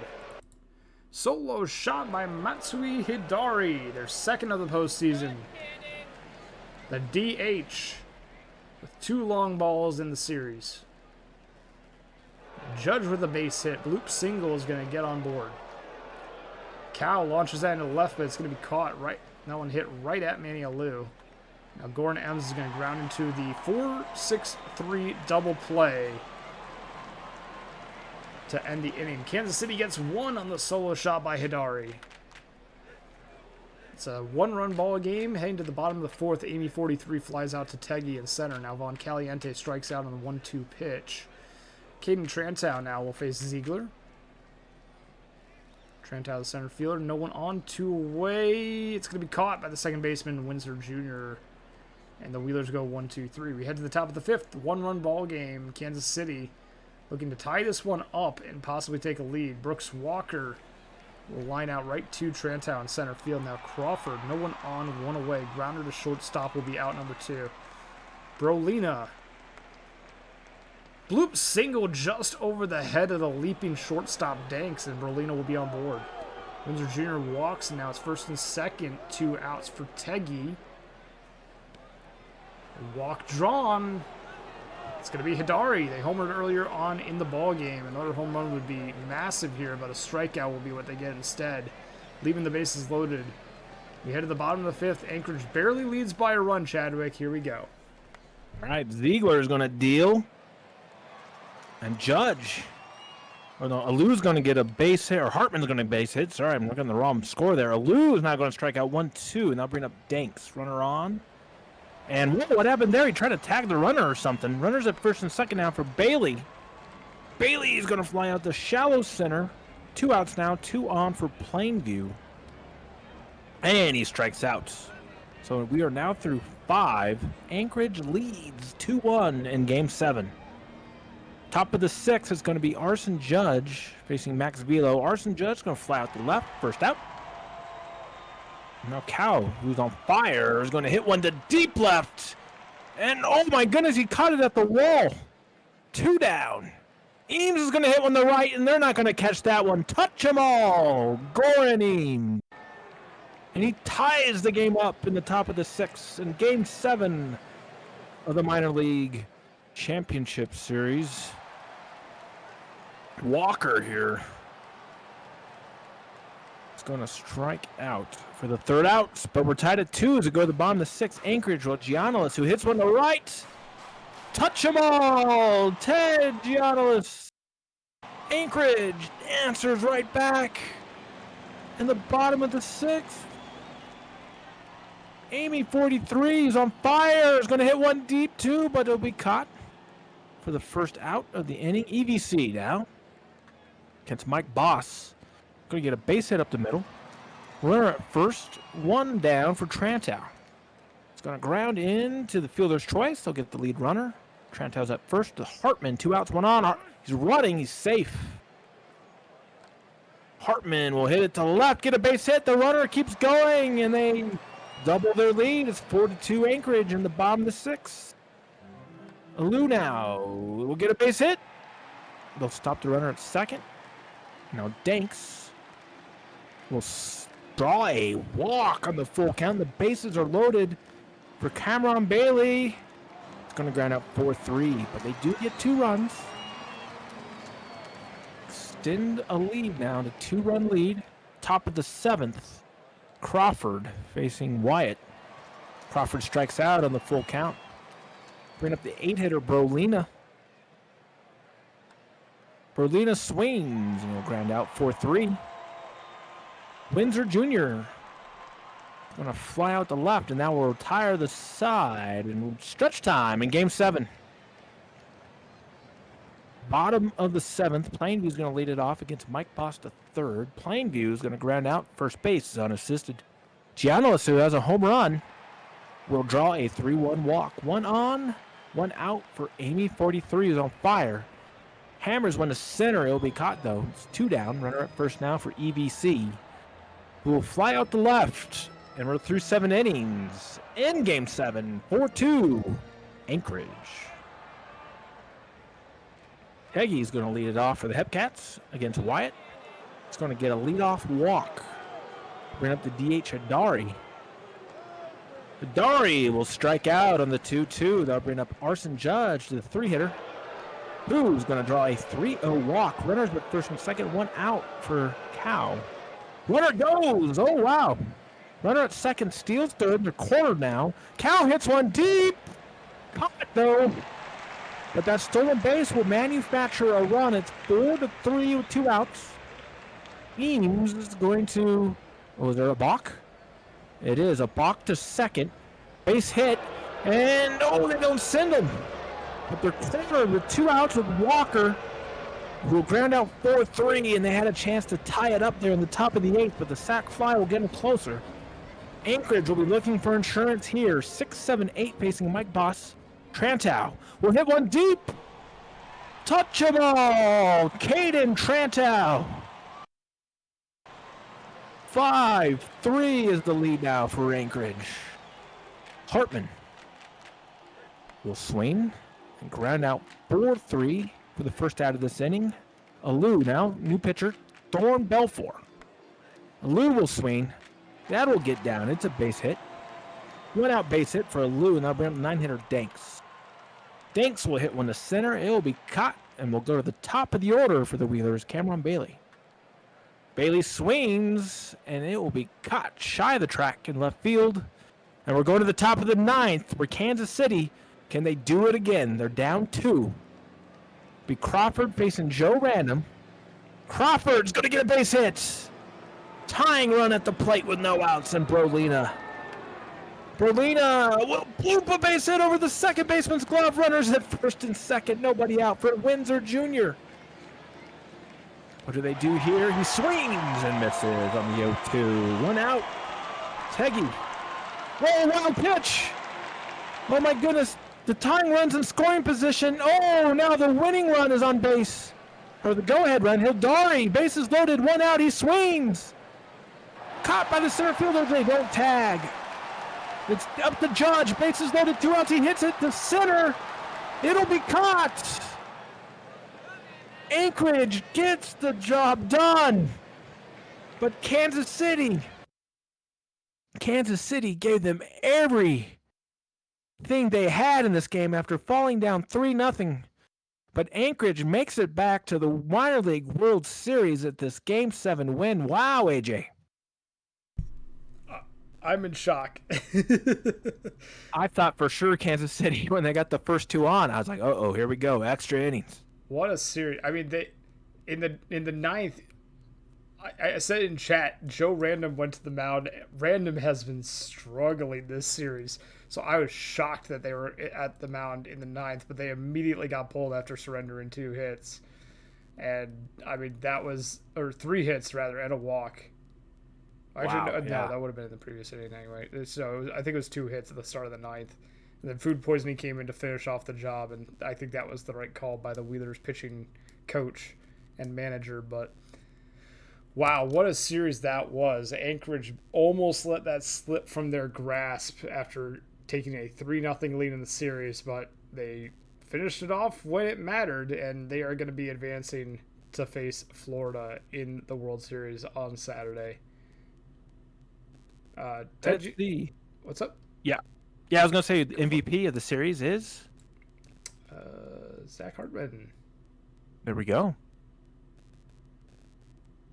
500 batting average for Zach Hartman for the Wheelers with a 533 OBP. 5 RBIs and 7 runs. Ted Gianoulis will be your player of the game for Game 7. And that is going to do it for us.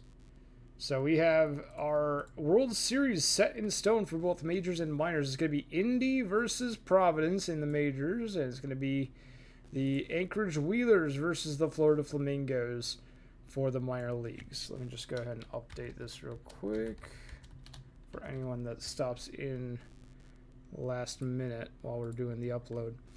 But that's going to do it for us. Excuse me. While we're working on the upload, big thank you to our stats team for mod team for the predictions tonight and for moderating chat. Big thank you to chat for sticking around at this point. I'm sure you guys got your fill of exciting baseball, especially going to Game 7 of that series. Thanks to the GMs for being quick with their changes. Actually wound up being not too long of a sim tonight. I mean, 3 hours is not bad for a semifinal stream, I feel like.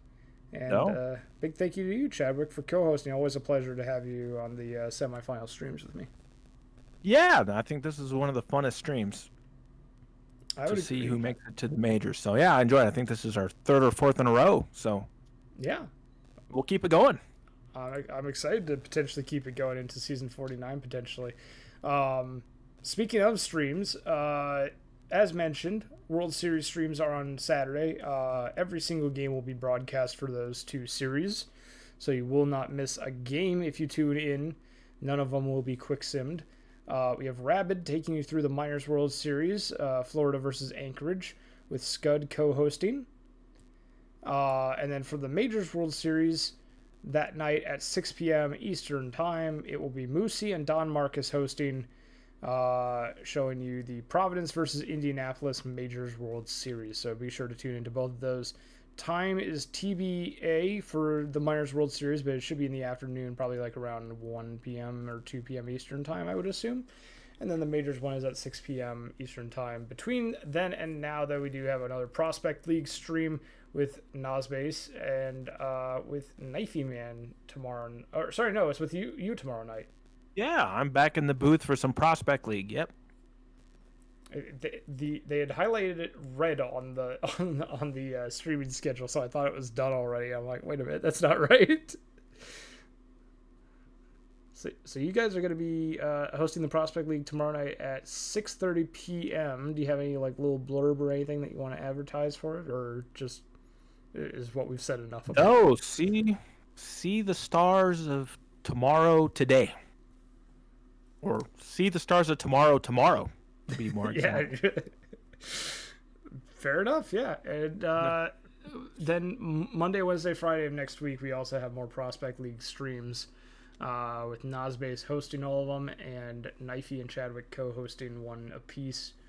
So be sure to tune in to all those streams coming up. And then before y'all will know it, we'll be in season 49 with the Majors Draft, Minors Draft, and Award streams.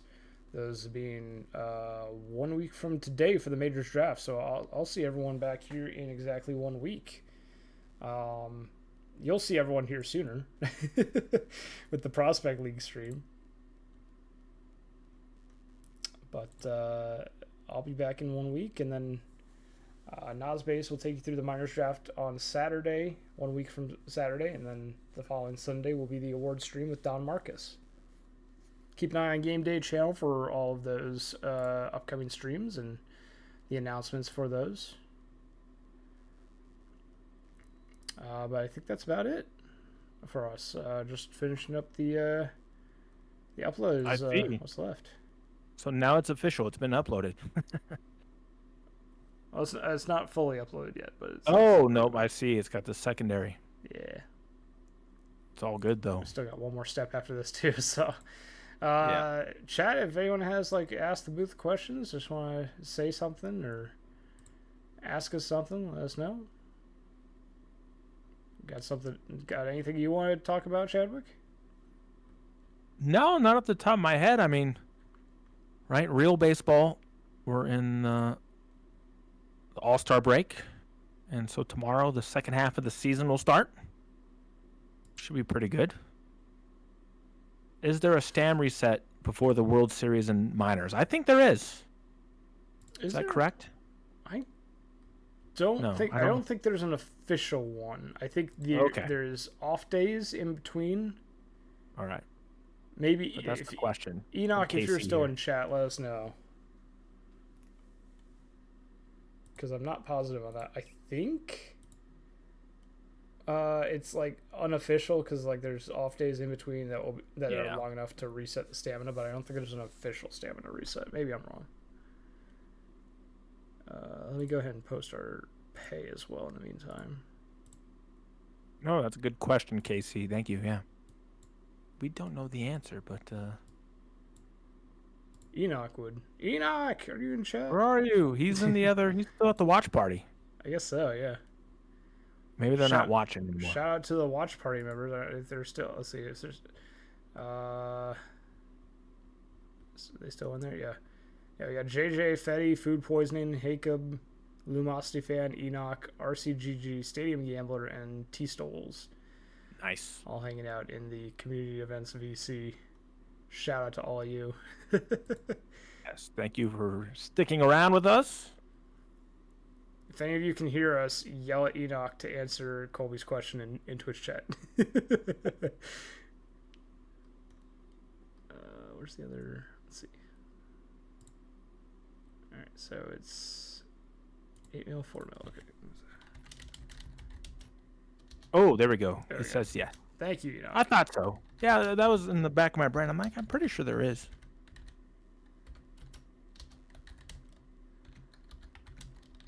So there we go. So everybody will have fresh arms for Saturday. Excellent. Oh, I forgot to sign up for the CW pass as well. I gotta do that. Do you do this? You do the CW pass, right? Yes. Yeah, I haven't signed up for it yet, but I need to do that. I need to as well. I'll do it tonight probably. But yeah, so it's championship week for all you out there. Make sure you do your tasks and get your 10 points. Absolutely. To hope, spring forward your player to have a good start for the next season. Where is the CW pass? There it is. Okay, and it's under announcements. Got it.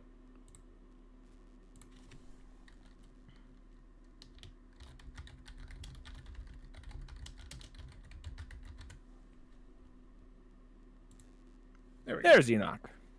I heard I was somebody asked for me. Well, you answered it in chat.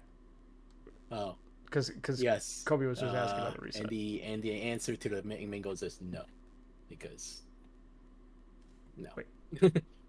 Oh, to what Southworth said. Yeah. Gotcha. Okay, Uh, that's fair. so, Yeah, that was all. I mean, in the old days, we left it, and that's actually how I would prefer it to be, because I think, but since the majors would get moved anyways, they'll always get their stamina reset because of the move back like 8 days. You know, just in all fairness to both. Yeah, so play by the same rules. So yeah. So if everybody wants to combine back into that one stream, yeah, then stamina will not be reset. So, yeah. But that was kind of rough because somebody had to stream 14 games. So that's not fun. Yeah. Or potentially 14 games. Fair enough. All right. Thank you. Yeah, thank you. There we go. Enoch, ladies and gentlemen. Yeah, directly from the man himself with the knowledge.